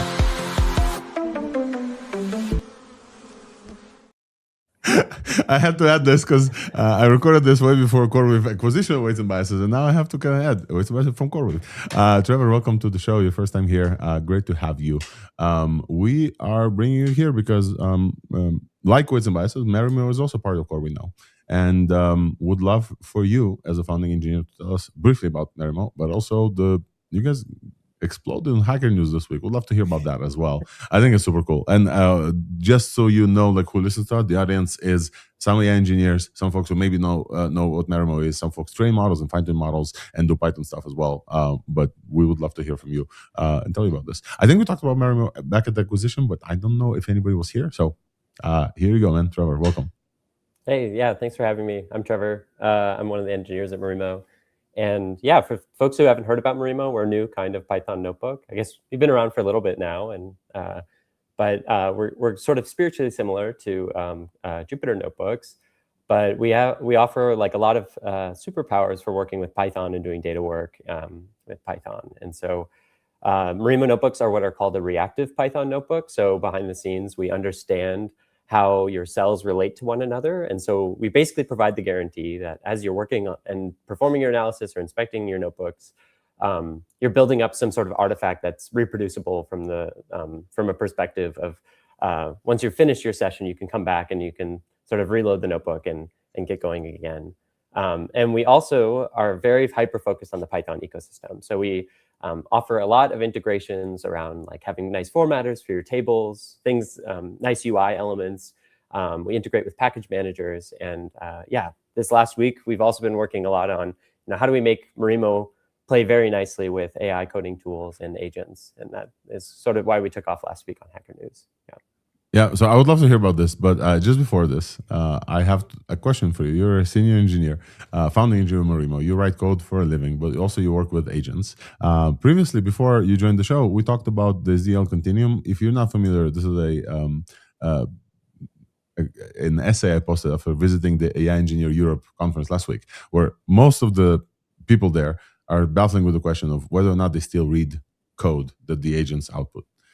So on the one side, you have the read every line of code of the spectrum. On the other side, you have somebody like Ryan Lopopolo from OpenAI that says, hey, code is a liability. Where would you place yourself on the spectrum? Do you still read agent outputs as code, or do you kind of like YOLO all the way and just like let it rip? If you answer with this depends, I will say that I will not accept this answer because this is the standard kind of like software engineer, senior. Yeah. It depends. No, I need an actual answer. So I'm on the spectrum, and I think I am slowly getting more towards where I review less code. I still review a lot of code manually, but within the last like few months, it feels like years in this timeline, but within the last months, I feel like my job has shifted a lot to trying to build systems that I can have the AI tools verify their results and correctness of the programs. And so trying to shift some of the burden of review onto just having better systems. And it's sort of funny because it extends from just practices that were generally good for software engineering, like testing, good documentation, but just trying to build better systems such that when I do let the AI quote unquote rip, I can be more confident that what it's done is correct. So I don't know exactly where I am on this continuum, but I know what an IDE is. So I think the point here is that IDE is kind of slowly dying. We're going to talk about Warp, the terminal. We're also going to talk about Windsurf joining Devin, and we have Theodore from Windsurf joining us as they kind of like go through this iteration, like Cursor did, like everybody other IDEs, like okay, agents, maybe people don't need to look at code anymore. In that world, how does interactive notebook fare? Tell us about the iteration of interactive notebooks in the world of agents that are doing some stuff. I think that this is what you went viral about with like pairing with agents on the interactive notebooks. Tell us about the difficulties and also how do we evolve in that world? Yeah, that's a great question. I think, as I started using these tools for my sort of like traditional software engineering role, they've sort of completely transformed the ways that I'm doing software engineering. But I think that data work and like sort of these long-lived sort of sessions that you'd perform inside of a Jupyter notebook or a Marimo notebook traditionally of, working with your data and trying to figure out the next step of what you're going to do in your analysis. Like these don't fit like the tools that typically are there for traditional software development. So like just out of the box, like an agent is a model, a tool, a set of tools, and the loop, right? That's sort of like the definition of an agent. And I think the tools that they get out of the box are the ability to read, write, and edit files and execute bash scripts. And we have different tools for doing data work, which are notebooks. And historically, like these tools have sort of been not accessible to agents. So with the tools that agents have, they would just sort of, if you put them on a data task, everything is going to look like a nail. And so they're going to like use the tools that they have, which are read, write, execute code. And you might be left with a huge folder of stuff, and it might have gotten somewhere really interesting in analysis, but it's really hard to use that artifact and share it with someone and make that reproducible. And so, yeah, the work that we've been doing is trying to think, how do we give notebooks as a tool for agents to be able to use it really as a scaffold for performing these long-lived data tasks? And so we're sort of operating on the ethos that like notebooks have been like invaluable to humans for doing this type of work, and maybe we just need to have better tools to give to the agents to do that kind of work as well. There's a piece of lore where Alec Radford, one of the creators of GPT, was notorious in like doing everything in a notebook,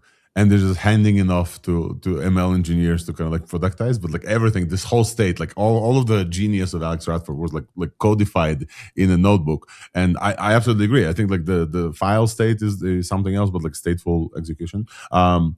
Jar, could I put you on the spot and show us a quick demo? Would that be cool?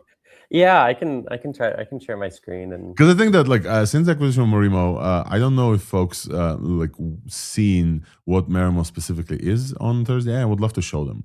Okay, cool. Yeah. Let me know when you pull up, and then I'll add you. I'm gonna share my window. Cool. I think it's there. Yes. Yeah. Yep. There we go. Awesome. If you can zoom in a little bit, that'd be great, if possible. Should be possible. Yeah. There we go. Is that better? Yeah. Awesome. Yeah, cool. So this I'm just running a Marimo notebook here. You can see it looks kind of like your standard computational notebook. You can create cells. I can say x equals 10, and I can run that cell. I can print a cell, x. Yeah, zooming out, like how Marimo works is that we understand the relationships between your cells. So if I do something here where I change this cell to be, a much larger number, like 10,000, I want you to watch this cell down below. If I press play, this cell runs automatically. And that's because Marimo understands that this cell down here is dependent on the cell above. And that's what we call reactive execution. And where this starts to get really interesting is that Marimo is not only a library or is not only like a notebook, but it's also a set of like UI elements. So I can do something like mo.ui.slider.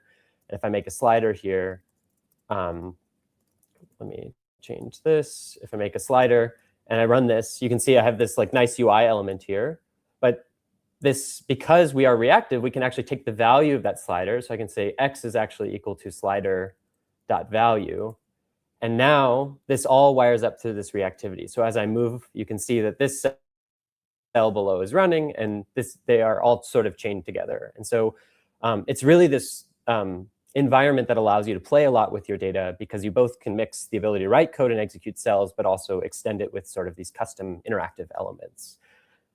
So what we really want is to be able to provide agents the access to, do everything that you can do in a Marimo notebook as well. So I'm just going to clear up some of these cells that I just made below. And in this notebook, I've loaded this data frame, which is from the it's a art data set from the National Gallery of Art. And I'm going to actually pull this over here so you can see that I have this Claude code session connected. And I can just tell Claude to pair with me on this notebook and start doing stuff on my behalf. So I can say, I'll just say, we only see the Chrome window, like you're not showing the screen, you're just seeing the Chrome window.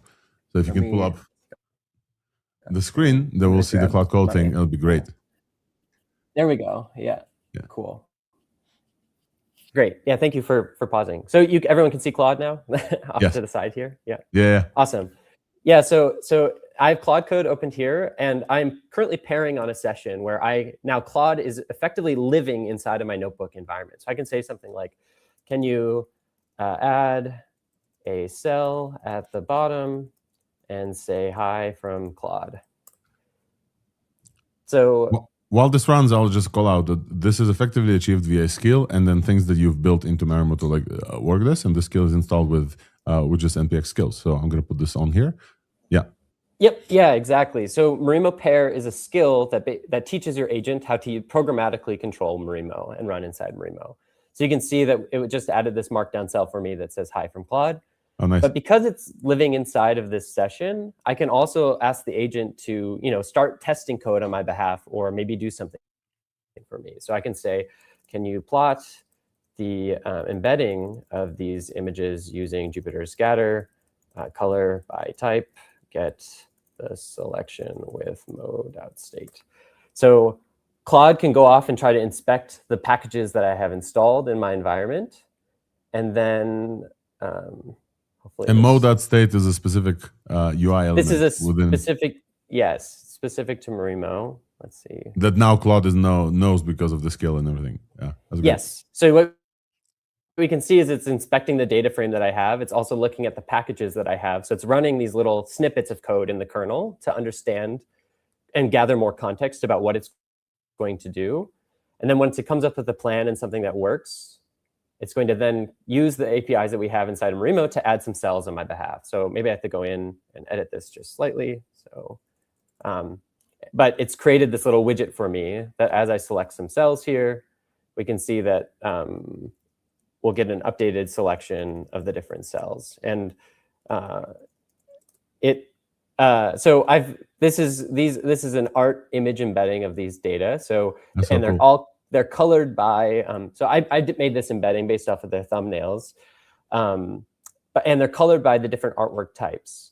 And what's cool is that inside of this, in this notebook, this is a widget. So I've made this selection here, and then I can get this selection back out in the notebook. And the selection is represented as just the indices into this data frame. But because Claude is in this environment, it can actually see what I have selected here as well. So I can say something like, can you, I selected a cluster. I'm not sure what it is. Can you tell me about it? Right? And because the agent is living in this session, it's able to use these selection here to then cross-reference with the data frame and kind of run any Python code that it wants to try to help me understand this information. So it says that cluster is overwhelmingly Robert Frank's photographs. These are mostly context sheets. And it's just sort of this play that I think that, having these agents living inside the notebook environment, that it can now, run some of the type of scratchpad work that I would do inside a notebook, but I can sort of prompt my way to help me understand some phenomena as I'm trying to understand it. I think it's very cool. I think that working or co-working with an agent kind of beats working on your own, or also just letting agent rip, and visually seeing this in Marimo in the stateful representation. I think it's super cool. My last question for you, Trevor, and we have another guest, but I would love to hear from you. First of all, folks, if you haven't used Marimo, give Marimo a go. It's a great stateful notebook. If you are using Marimo, you don't know how to install this, npx skills add Marimo team Marimo pair. I have a kind of our distribution question for you. Why skill and not an MCP, for example? Yeah, it's a great question. So we started as a skill because the models are very good at the models are very good at writing just sort of, if you give them a bash command that they can run, they're pretty good at it. I mentioned the tools that are available from before. However, what's interesting maybe behind the scenes about how we've implemented code mode, or sort of this interface with Marimo, is that it doesn't necessarily have to be over a skill as well. So we are working on an MCP version of this that is supposed to be paired with where if you look at the skill today, you can either be running it as a CLI or you can be running it as an MCP. So it's more that we have a very small tool surface area, and in one case it's a bash script, and the other one it might be an MCP tool call. And we're thinking about how we can expose that through different ergonomics, for if you're using it in Claude Terminal, Claude Code like this, but if you're using Claude Desktop, maybe an MCP might be a better fit there. And that's sort of the direction that we're trying to go with some of this. So, I got you. That's a great answer. Trevor, thank you so much for joining us. One last question. One favorite feature of Marimo that folks absolutely have to know about that is kind of a sleeper feature. Oh, honestly, I think there's been a lot of care that has gone into if you're trying to look at some understand some piece of information that's inside the notebook, like we probably have a very opinionated formatter for it. So for instance, a very classic data form type is like a data frame.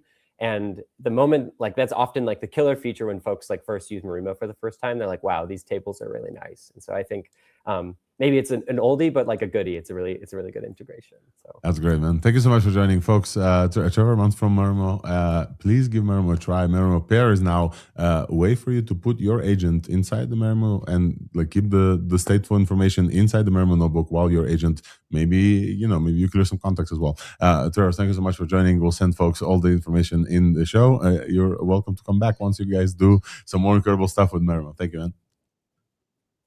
Great. Thanks for having me. Take care. Cheers. All right, folks. The last thing that I'll say before we jump on to our next guest is also this week's buzz. We have a new model up on the WMB inference. As you heard, Marimo is just part of our stack at Core with Weights and Biases. We have obviously Weights and Biases models, Weights and Biases Weave. We have serverless RL from OpenPipe team. We have the Marimo folks. We're building the new cloud for AI, the essential cloud for AI. And one of them is CW inference, which is WB inference. And this is the one that Wolfram is testing. Wolfram, we have Google Gemma 4 live on the WB inference and other models as well. What can we say about Gemma 4 that we haven't yet said? We talked about Gemma multiple shows in a row. I will say that earlier this show, we said that the highest Hugging Face model is now a Gemma 4 fine-tune. If that is a LoRa fine-tune, then you can run LoRa optimized. You can bring your own LoRa's to the WB CW inference, but Gemma 4 is now available on the Weights and Biases inference. If you want any piece of this, go to our socials and reply gem drop to the Weights and Biases socials, and we'll choose some winners for $20. Wolfram, any comments here before I move on and chat with Quinn Kramer? Of course, this is the model you can run locally, but it's always a great idea to test it in a not as quantized as you are running it locally way to see what the true potential of the model is. So it's always good to have it on a big inference as well. Alrighty, and now, thank you. This has been this week's buzz, and now we're turning our attention into voice with our friend of the pod, longtime friend of the pod, Quinn Kramer. Quinn, welcome to the show. It's always great to have you here. How are you doing? I'm great. I had a power outage. I had to reboot everything. Very modern problem, but nice. I think everything's working again. This happened to me while running the live show once. Very luckily, the folks were able to carry this, but it's fine. It's great to have you here. Co-founder and co-CEO of, is that correct? Did I remember this correct? In practice, absolutely. Yes, of Pipecat. Of Daily and maintainer of Pipecat, the open source model. Pipecat Wrangler is the title that you chose for yourself for today. Quinn, before we start with the awesome release that you have and why I got you here, I do want to cover the kind of the voice and audio segment as well, as you've been graciously one of our experts in that field with us. I want to talk about the Google's Gemini 3.1 Flash TTS release. Folks, Gemini just dropped a text-to-speech. It's called Gemini 3.1 Flash TTS with audio tags, scene direction, and 70 plus language support. It's the second one on artificial analysis text-to-speech, just behind in-world TTS, but I'm pretty sure that it's faster than in-world TPS. It's definitely cheaper than 11 Labs, almost 5 times as cheaper as 11 Labs. And I think the coolest thing about this, we should probably play a sample because TTS is definitely a sample thing. So let me pull this up while we chat with Quinn. Quinn, do you have any thoughts on this model off the bat? Yeah, I mean, it sounds great. And there's a whole lot of interesting stuff happening in the speech generation world. We've covered together some super tiny models, including like a couple of students out of Korea that made an amazing model. And these, foundation lab models. The thing that's happening is like this traditional voice generation architecture is moving to be more like the big LLMs. And you can see that in this model because you can prompt it. You don't just give it a string of text, you give it a whole prompt. The challenge is we got to figure out how to make these steerable TTS models not do things you don't expect, not hallucinate. If you do a bunch of testing with all the steerable TTS models, including this one, they will do things occasionally like leave out words or slightly change what you told them to output, which is great if you think of them like an LLM as a non-deterministic like system. It's a problem for a bunch of use cases though. So test these kind of models really heavily. Make sure you pick a model that fits what your use case is, because this stuff, like everything in AI, is changing every quarter. I'm adding a few kind of like tags, and as I think we showed you previously with in-world, these tags are not locked in place. Previously, like Quinn said, like these tags were like built into the model. There was like 5 tags, emotion tags. Here, because these models are like intelligent, you can put up pretty much anything you can think of in tags. Let's try this out. I'm gonna add shocked, who came to Thursday, and whispering everyone. Let's see if this works. We're gonna. Oh, this is. I don't know. I don't know this UI. Let me. Okay, I need to run. Okay, there we go. Hopefully you guys can hear this. It's kind of slow. Who came to Thursday this week? Everyone. That was great. That is exactly what I wanted. The whispering. She said Thursday perfectly, and like in shocked motion. That was great. I love this. Have you had a chance to play with this more within the ecosystem of the stuff that you're building? Yeah, and it is really, really good. It's great for the batch stuff. As you saw, it's a little bit slow. It's like 3 seconds time to first token. So you can't use this model yet for real-time conversation. But if you have batch mode stuff, especially if like literal word accuracy is not critical for your use case, I mean, it really is a step forward. To be fair, OpenAI has a model that has a similar architecture. There are more models coming that are fully steerable. But this one's really, really impressive. That was impressive. Speaking of impressive things, Quinn, this week you finally launched something you told me about back in, I want to say November, something like this. Yeah. We talked about this. It was a this, side project. I wasn't like really working on it, but it's a side project that broke containment. You guys can already hear the music or not, but like this is Gradient Bang. I want you to tell us about this while I pull this up. Can I share my screen? I want to tell the story. All right. Yes. Yeah. Let me pause my sharing and please share your screen. Here we go. So when I was a baby programmer, is that working? One of my formative experiences was playing these early internet BBS door games on a 386DX computer that had ports like this. Anybody remember like serial ports, parallel ports? Yeah. I would plug in, the modem. You'd hear the modem sounds, you'd dial up.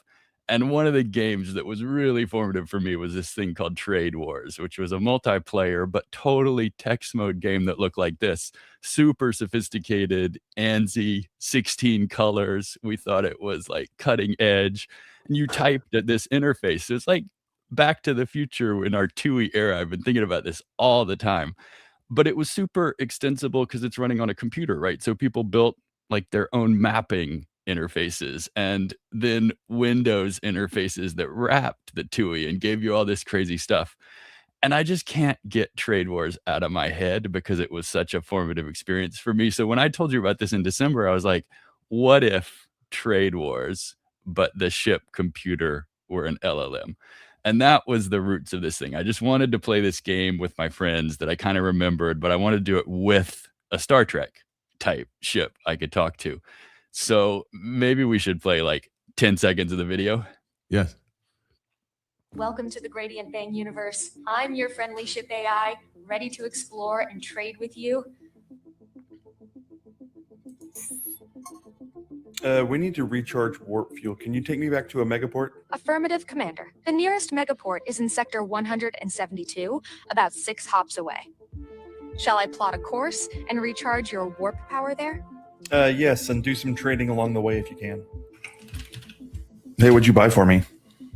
I bought 30 units of retro organics for 240 credits. Why do they call them retro organics? They're a blast from the past in a good way. I imagine they taste like nostalgia. Great news. Chester's Trading Conglomerate has been founded. Hey, excellent. We've successfully acquired an autonomous probe and christened it Raptor. Tell the Eagle to do 5 trade loops and then tell the Hawk and the Raptor both to do 5 explorations. Eagle is on 5 trade loops. Hawk and Raptor are on 5 exploration loops each. Your fleet is busy. While I'm doing that, let's go to 448 and trade along the way. So as you can tell, this thing got totally out of hand. Like I hacked together this game. We started playing it. And then it became clear really quickly that, like a lot of things in voice AI, all these problems we were trying to solve actually are kind of very general. Like, how do you build AI native software problems? Like, I totally believe that in 5 years, all of our software will have multiple LLMs baked in at every level, running locally, running in the cloud that we call out and use APIs to access kind of everything you can imagine, and stuff we can't imagine yet is just going to be LLM powered. And so as we kept like Claude and codexing on this game and adding stuff, there were all these like super interesting themes. So the first one is managing subagents. Once you have one ship, you want more ships. So we built like corporations, which are teams, so you could buy more ships. And then the game actually becomes tasking the subagents more than just flying your own ship around. So we built a whole architecture for subagents. That actually architecture is now a PipeCat library called PipeCat Subagents, and it's a class like event bus, and it works locally. It works over the network, so we're super excited about that. And then once you have subagents, like you're fundamentally you're managing different models for their strengths. So the voice agent actually runs typically a different model than your subagents. And we have like a fork of Gradient Bang where the subagents all can be routed to different models. And the next thing I want to do is like push that live so that people can run their subagents on their own machines. Like I've got a DGX Spark. I want to run like customized subagents in the cloud game on my DGX Spark. Because like if I can customize my subagent, I can probably like I could probably catch Alex on the leaderboard.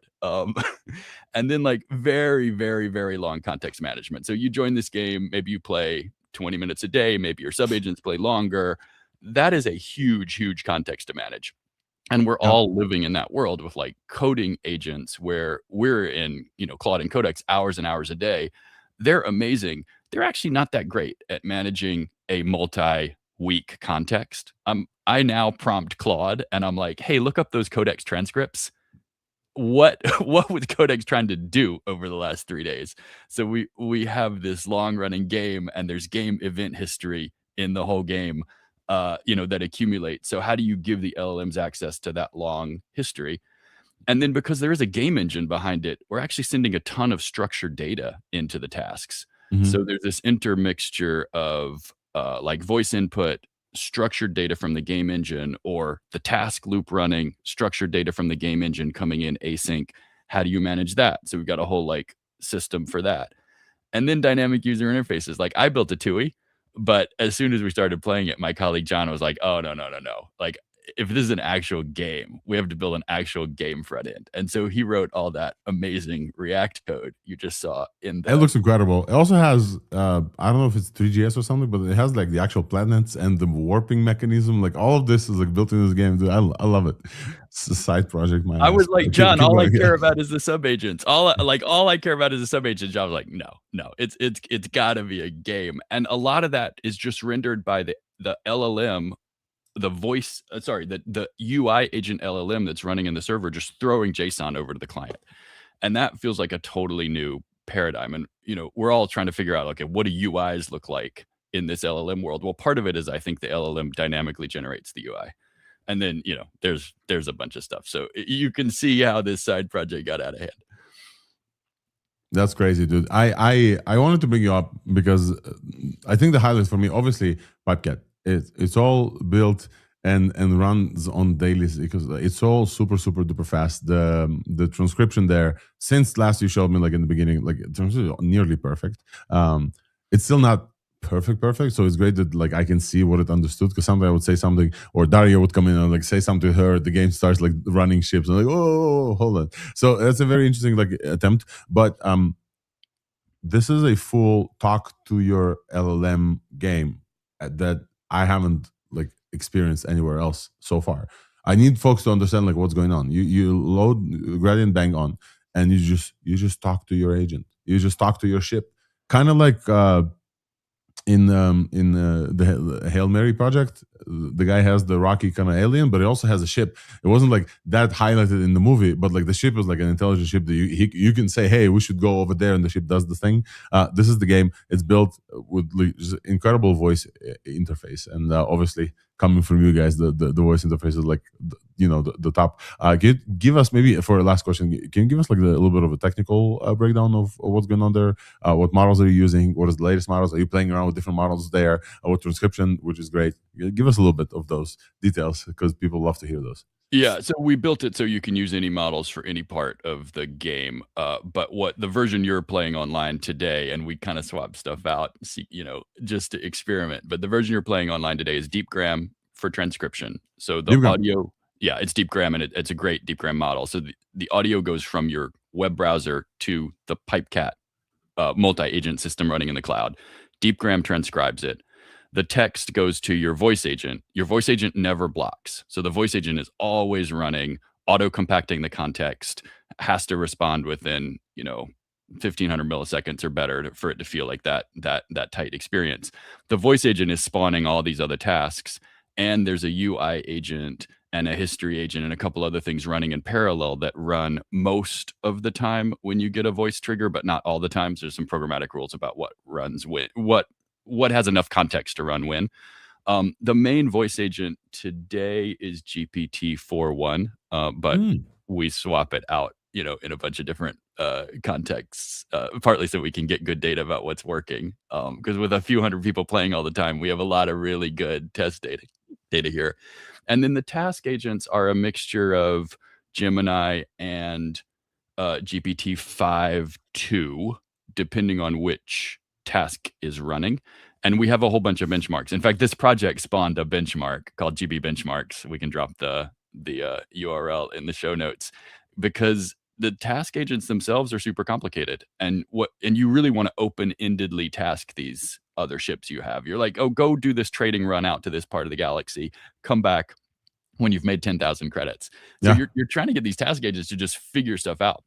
So it's actually really demanding. So we're running, I think today in prod, we're running GPT-5.2 medium thinking, because you're trying to balance, can it do this open-ended type of stuff that players ask it to do, against every turn in the loop needs to be fairly fast. Otherwise, the game is really boring. So medium level thinking on GPT-5.2, it's actually a sweet spot on our Gradient Bank benchmarks, open source benchmarking. That's incredible. Last question, and before we bring Theodore here, you read the ZL Continuum essay that I wrote during this game. Where were you on the ZL Continuum? So part of my goal for this, since it was a side project, was not to write or read any code. Let's go. And so I've been doing that since November, and it's been painful in different ways, but also a great learning process. When John started writing the React code, I was like, John, the rule is we don't write or read any code. We don't read. Write or read. Yes. Write or read. Like, just talk to the LLM. I think John lasted a day before he was reading the React code, because he's a great React programmer, and he was just so frustrated that I think he read a lot of code, and I think he wrote some code too. But I'll ask him where he is now, because the Continuum, we're all moving. None of us are standing in place. Yep. Speaking of not standing, Quinn, thank you so much for joining us, folks. Definitely check out Gradient Bank. It's so fun. It's really, really fun to just talk. At some point yesterday, I'm going to bring Theodore here. As welcome, Theodore. We're going to announce you in a second. Hey, guys. When I jumped in Gradient Bank, after the recent everything, I realized that at some point I have an agent that does research for Thursday. I have an agent that runs coding, and then I have an agent in the game, and I'm babysitting all these 3 different kinds of agents. The game one is the first one for me. I'm not aware of any for fun AI agents that are running with sub-agent. This is the first one. You guys definitely should check it out. We also have breaking news for Codex, but before this, we're going to get to Theodore. Quinn, thank you so much for joining us. Feel free, as always, to stick around if you need to drop. Also, always good. But I want to, I'll move you guys back to stage because I have to chat with Theodore and introduce Theodore. Theodore, welcome. This is your first time on the show. I would love for you to introduce yourself because you haven't been here before. Your colleagues have been, but you haven't. So feel free to tell us who you are and what you do at Cognition. Hey, Alex. Great to be here. Thank you for having me. My name is Theodore. I work at Cognition, where I've been working very closely with the Windsurf team, who deserves a huge shout out. They just had a big launch yesterday with Windsurf 2.0. And I work as a product manager.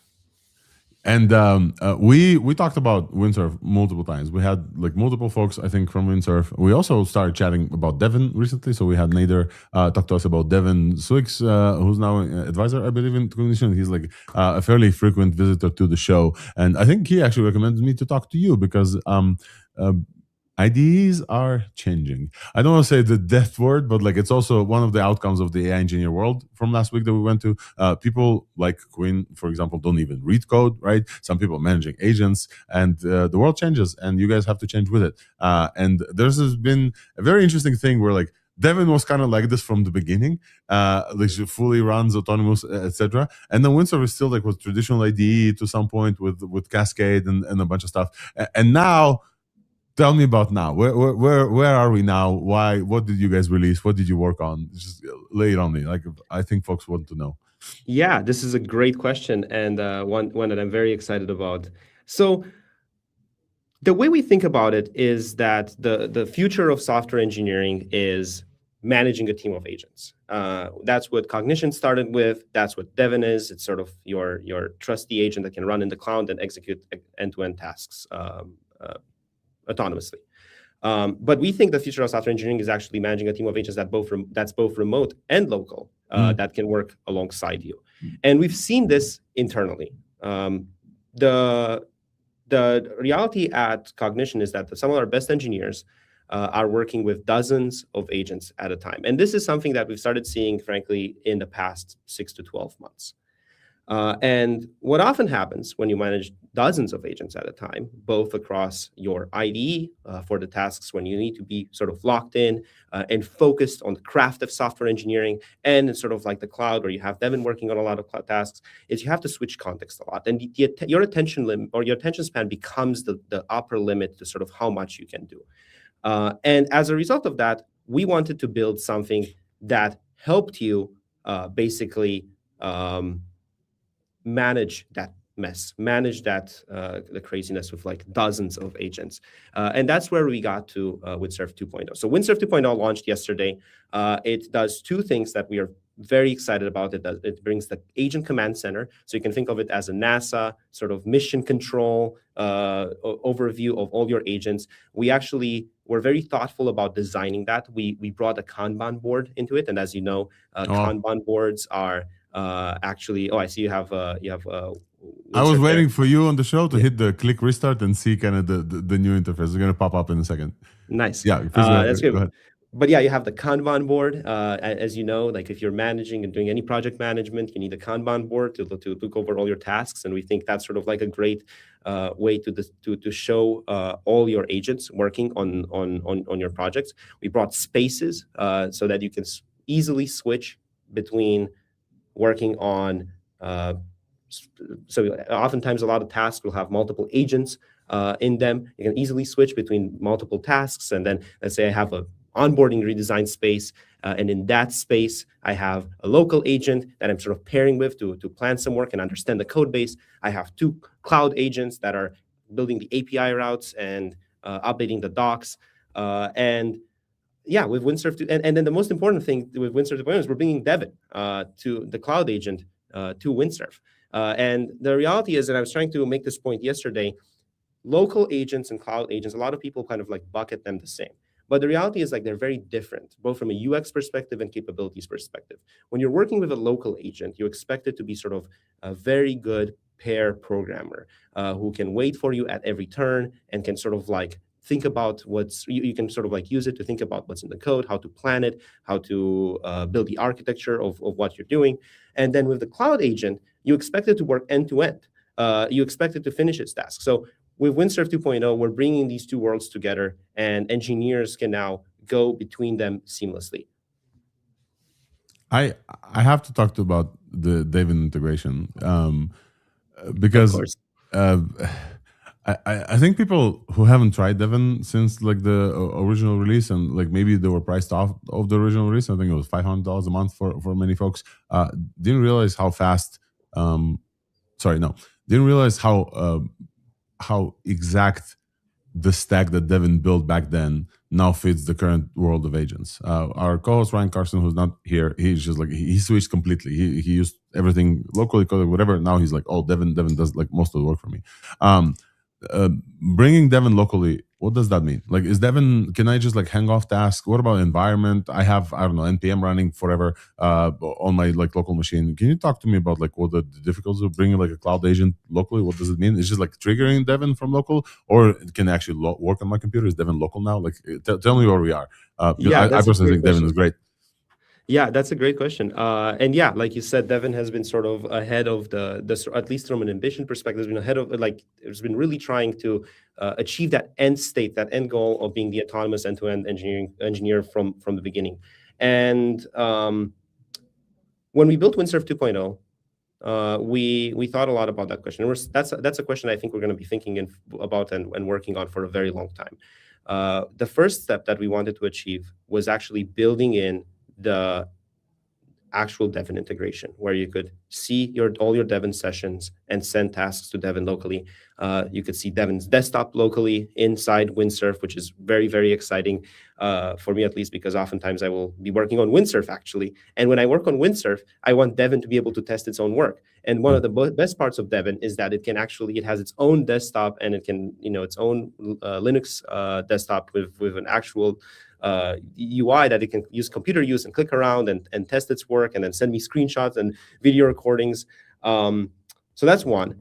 The second phase, and that's sort of something that we built with Windsurf 2.0, is this idea of being able to plan locally and implement in the cloud. And I think that's sort of one of the most underrated parts of Windsurf 2.0.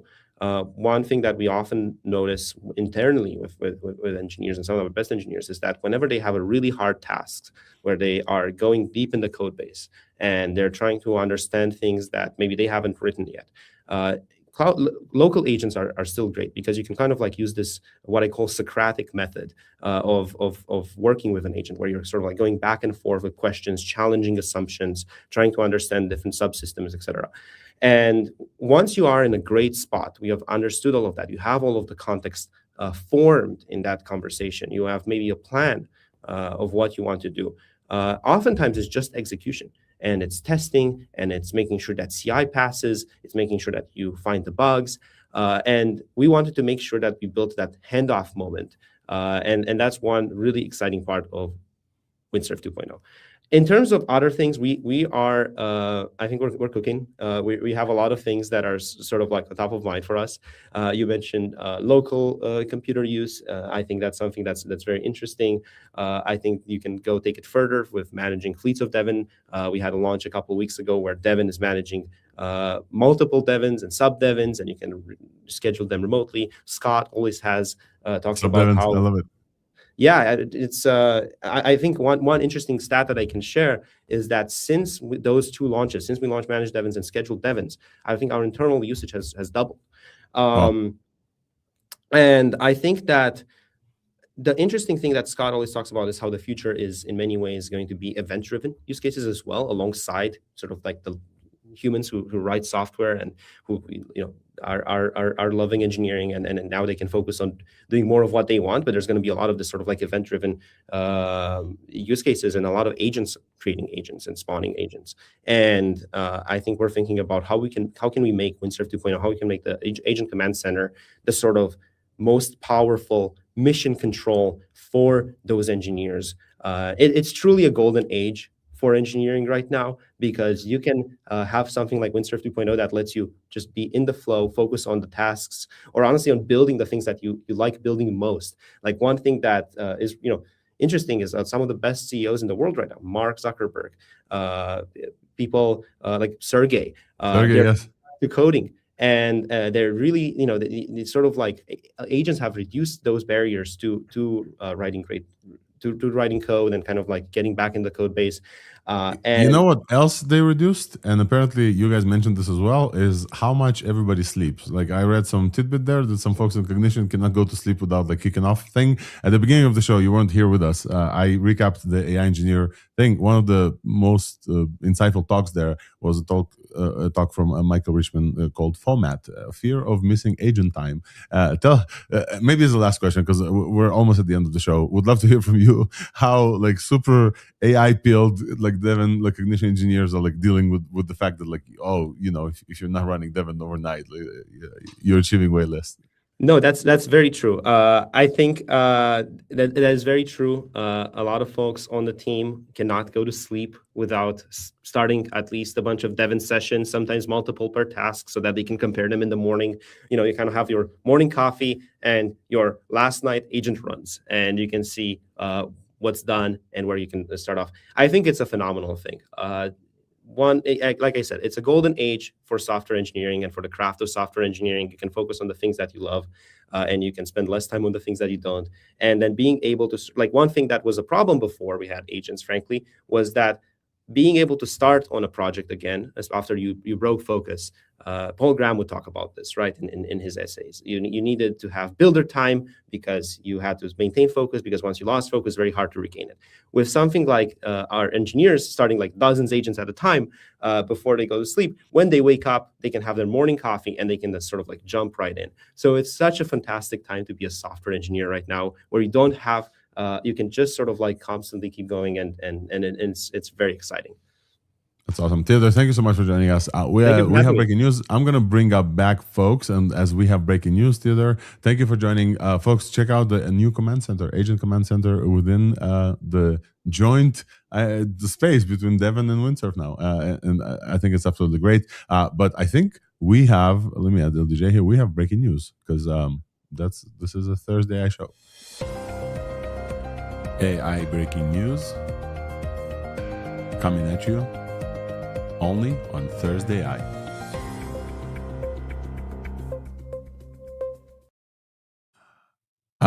Who wants to take this one while I pull this up? Folks, OpenAI has shipped something, and people told us in the comments. Just dropped a lot of things. Yeah, okay, yeah, go ahead. Just dropped a lot of things, a lot of a new package of I don't know, presents of gifts for Codex, for the Codex app. Let's just go through it. Okay, I mean, yeah, I can see with the glasses. All right, let's yeah. So we got computer use and a bunch of. One moment, I'll tell you exactly what the other stuff is. So we have. Is this within Codex, the computer use thing? Yeah. So OpenAI now, ChatGPT can use my computer. Oh, lovely. Computer environment screenshot, QA model will do a tool call, do application code, and do clicks. That's very nice of them. But I don't see anything. Okay. From what I understand, first we got computer use, in-app browser, image generation and editing, 90 plus new plugins that connect. Wait, image generation launched? What? Wait, I'm just reading out. That's direct quote from Thibaut. Multi-terminal, SSH into dev boxes, thread automations, rich document editing, and learning from experience and proactively suggestion of work. Okay. That's just, I just want to make sure, are we talking about the UI for ChatGPT or the Codex app? It looks like the Codex app, right? Play some lunch music on Spotify. Okay. Major update to Codex. Yeah, 100%. We are releasing a major update to Codex and making it more powerful partner for more than 3 million developers who use it every week. All right. Let's hit this update button, folks. I'm going to pull this in here. Cool. Okay. I'm going to put this in here and show you. This is the Codex app, and we hit this update button. I think at some point, Thursday is all going to be hitting the update buttons and seeing the new UI, barely reacting to this, and another UI drops, like we just did with Windsurf, like we're doing now with Codex. Let me pull up Codex. This is Codex. I don't know if I have the crazy. We just the computer use. We just talked to Devin and Windsurf. And now we're talking about Codex. It's like it's a war, man. Yeah, it's a war. I think they're all like fighting on the same playground. Computer use is now a. Do I have this computer? No, I don't have the computer use plugin. Interesting. Might have to update or. I just updated. But okay, let's read from Tiba what else is there. Incredible team behind all this. Computer use, in-app browser, image generation and editing, which is not the new model that was rumored to come, right? and plugins and multi-terminal SSH into dev boxes, thread automations. So a bunch of updates Look, for. there, yeah. Look, they show if you can, yeah, exactly. Scroll down. They show the in-app browser can do front end work for you because Cool. you know how it was like with agents that you need to like integrate them to your browser and like convince them really hard that they need to touch the browser to see what they're working on and close the loop. They pretty much close the loop for you with an in-app browser, which is a really good idea. Like, wow. You don't need to do it. That's really useful, seriously. All right. And Codex can now use a GPT image 1.5 to generate and iterate on images. That's cool. That's cool. You could do that before that only on ChatGPT. And now you can do it in the Codex. I think what we are looking at here, by the way, that's just a commentary. I think we are looking at a merging between the two UIs. Yeah, at the end, they talked like about the having- super app. Yeah, This was yeah. coming. We chatted with OpenAI folks as well. They couldn't comment, unfortunately. Definitely feels like So, that. but what I think what now is the important part is we're getting confirmation the Codex is going to be the super app and not like the ChatGPT app. It looks like they're pulling everybody into Codex, not the other way around. Look, the thing is that Codex is an agent. It can do like multi-step reasoning and multi-step, messing around your computer in multi-step and not just, a single step answering like ChatGPT. Even though ChatGPT can go and look stuff online, it's kind of agentic already. But they want to consolidate everything under one UI. And Codex app is a really good harness on its own. Especially if you consider like harnesses that are like, I don't know, with UI and so on. It's one of the best offerings today. I think you can compare it like it and Devin. I think gives you the best experience today in terms of UI, just plain UI for agents. So it makes sense, but that's kind of bold to, I don't know, they have 400 million users a week and like trying to divert them to a new UI, even though it's kind of the same, man, that's bold. That is bold. They have 900 million or something. Okay, this is also a feature. We're releasing a preview of memory, which allows Codex to remember useful context of premium experience, including personal preferences, corrections, information that took time to gather. I think that's super cool. When you just talked about like how do we manage longer context, and memories is a big part of it. That is what jumped out to me in this tweet from Thibaut, where there's like 8 really amazing things, but he said learns from experience. And I think all of us who do non-trivial stuff in coding agents, we're always trying to like add this to the notes file, add this to the README. Wait, write down exactly how you got here so we don't get in this loop. I have a particular, I'm trying to get Codex and Claude to write Blackwell optimized kernels for DGX Spark as my other side project. And it is so far out beyond what they can easily do that I spend 3/4 of my time nudging them to like, no, get out of that loop. We were in that loop yesterday. Let's get out of that loop. So, I mean, learn from experience is just a massive unlock if they can put the pieces together. I'm really hoping that they could put the pieces together. I have a hard time with their automations. I wasn't able to solve their automation, not being able to like git pull or something. I'll need to figure out if they fix this. But obviously, you could use Codex before with Playwright with like different things. But now it's a native computer use. You can like go and click buttons on your behalf. Also SSHing into other places as well. So you don't have to like SSH, run Codex on there. You could do this natively within the Codex thing. I think that's like very, very big as well. And this is yet another sign that IDEs, as we know them as coders, are dying, folks, because this can essentially do everything. You need some diff view. You don't even need the diff view anymore. If you're on the Lopopoulos side of the spectrum, for some people, you need the ability to write and create code. Codex has all of this, and it's not an IDE, and IDEs need to catch up as well. I think this is a great note for us to kind of end on. We are over 2 hours here. We haven't talked about a bunch of stuff. I want to show you Lyra is the last thing that we should talk about, because NVIDIA shipped like some. Is that Lyra? Let me find this. NVIDIA shipped like a 3D world generator that I really wanted to like show. It looks super cool. And Lyra, NVIDIA Lyra 2.0. Let's go to look at Lyra. Explorable 3D worlds. This is I don't know if we can run this though. I think we only have a video. You are not sharing yet. Yeah, I'm saying I just I wanted to find like a playable thing, but I don't know if it's possible but it is an open source model that creates, based on one image, a whole 3D world that is exportable. Wait, that's one image?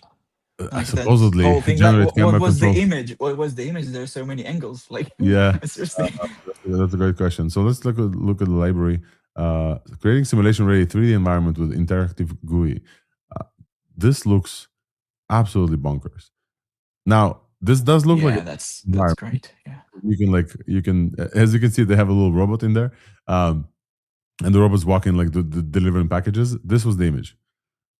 And then you can open the door and go inside, and they will create the whole palace out of nothing. This looks ridiculously higher quality than we've seen before. Scene exploration. Let's look at one of those. I wish I was able to play with this though. So we've played with a bunch of them. We played with Genie 3, for example. This feels like a different one because you can export these into 3D scenes in Unity. Let's show GS. Yeah, it's a completely different thing, man.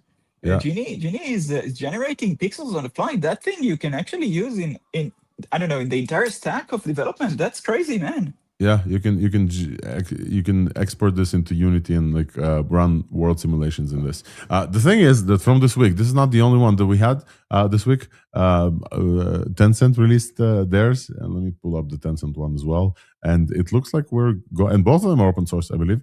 Tencent open sources HY World 2, which is, if you guys remember this UI, this is exactly the Genie 3 UI with the bubbles. So they lifted that.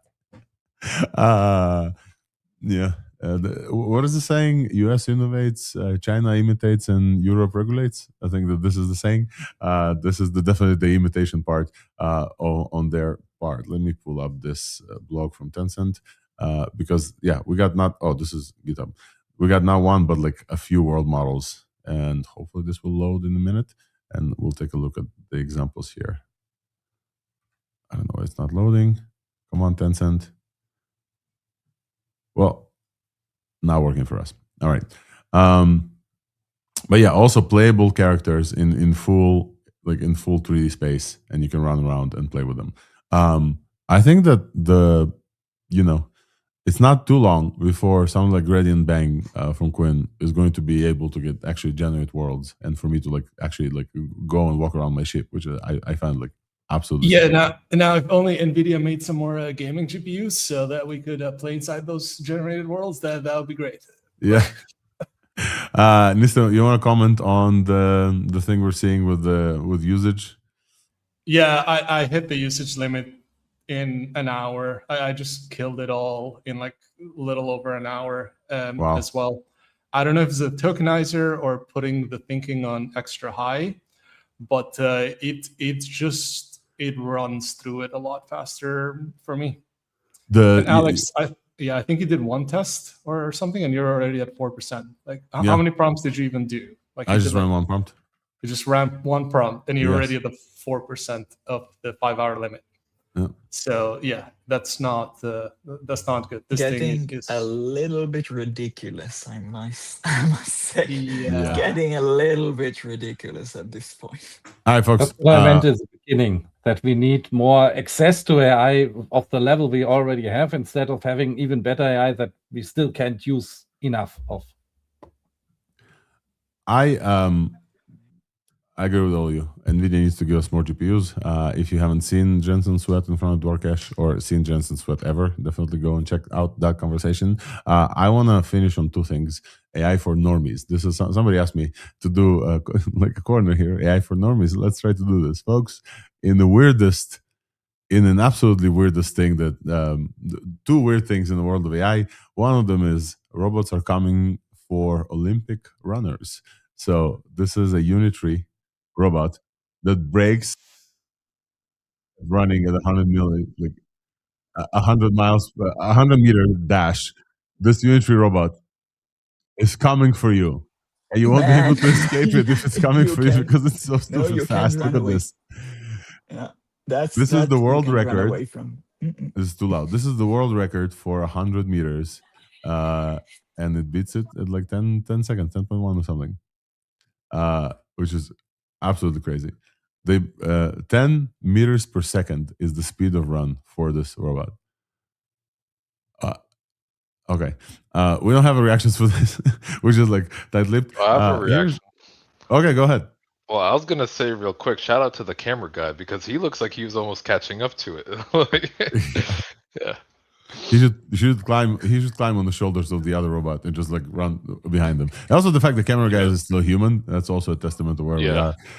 In completely other weird, bizarro news from the world of AI, apparently if you have a shoe company and you decide that you no longer want to make shoes, you can just say to people, hey, we're going to sell GPUs to people. In the complete weird ass pivot of the weirdness of this, like 2026, Bird, the company that made shoes, IPO'd in 2021 at $4 billion valuation. Why a shoe company would IPO this size? I don't know. They were Silicon Valley's favorite shoe. I didn't like their shoes. I have Birds and I didn't love them, but okay. They lost 99% of their value, 99% of the value in 4 years. They closed every store. Now they sold all the brand, rebranded themselves as Bird AI, or New Bird AI, using $50 million to buy GPUs and compete with AWS and with CoreWeave, and their stock shot up 450%. Again, I will say very slowly, what the fuck is going on? And where are they buying those GPUs that we haven't bought them yet already? That's what I don't understand. It's not like you can get $50 million and just will start giving you. Where are they getting those GPUs? We're looking for them. So apparently you can be a shoe company and just shut up. I'm pretty sure that the stock is now falling because people are like gambling and shorting and whatever. But what about that pivot, folks? What about that pivot from a shoe company to a GPU company? They literally implemented the more you buy, the more you save. You just buy a bunch of GPUs and you print money. You print money on the stock market. That's the new business model. I really don't understand where they're buying those GPUs because we need some. All right, folks. I think this is it. This is it for our show for this week. We talked about breaking news from Anthropic with Claude Opus 4.7. We also talked about Alibaba continuing the open source with Apache 2 Qwen 3.6. We had great guests on the show. One of them is still here, Quinn LeClamer with Gradient Bank. Go play Gradient Bank. It's really fun. If you're thinking that it's fun to code with your agents, imagine how fun it is to just play without the fact that you have to like report on what you did to your there's also a leaderboard trying to come at me. We talked about multiple other things. We talked with Theodore from Windsurf and Cognition, and they're now joining Devin in Cognition. We had Trevor from Marimo team here, and there's a bunch of other news, but this is our show for this week. If you missed any part of the show, Thursday is a live show, blog, newsletter, and a podcast, and that's going to come out very, very soon as well, so you don't have to feel like you missed anything. Definitely the show from last week, if you missed that one, definitely go check it out. We had 5 amazing guests live from the AI engineer floor, including Swix, including Omar Sansivero, our friend of the pod from Google DeepMind, including VB from OpenAI, and we had Vincent Koch, who's a maintainer on OpenClaw. Also, everybody, like the same show. So we're definitely going to be dedicated to bringing great guests and all the news possible. Thank you for participating. Thank you for tuning in. Thank you, co-host, for joining us as well. If do you guys want to do an after hours? Should we announce an after hours? You're gonna go. If I think I'll just say, folks, follow Nistan, follow Jan Peleg, follow Wolfram and LDJ. If you guys want to do an after hours, please go ahead. Follow them. They're gonna do a space. If not, then we'll just catch you out next week here. All right. Thanks, everyone. Bye-bye. Thank you all.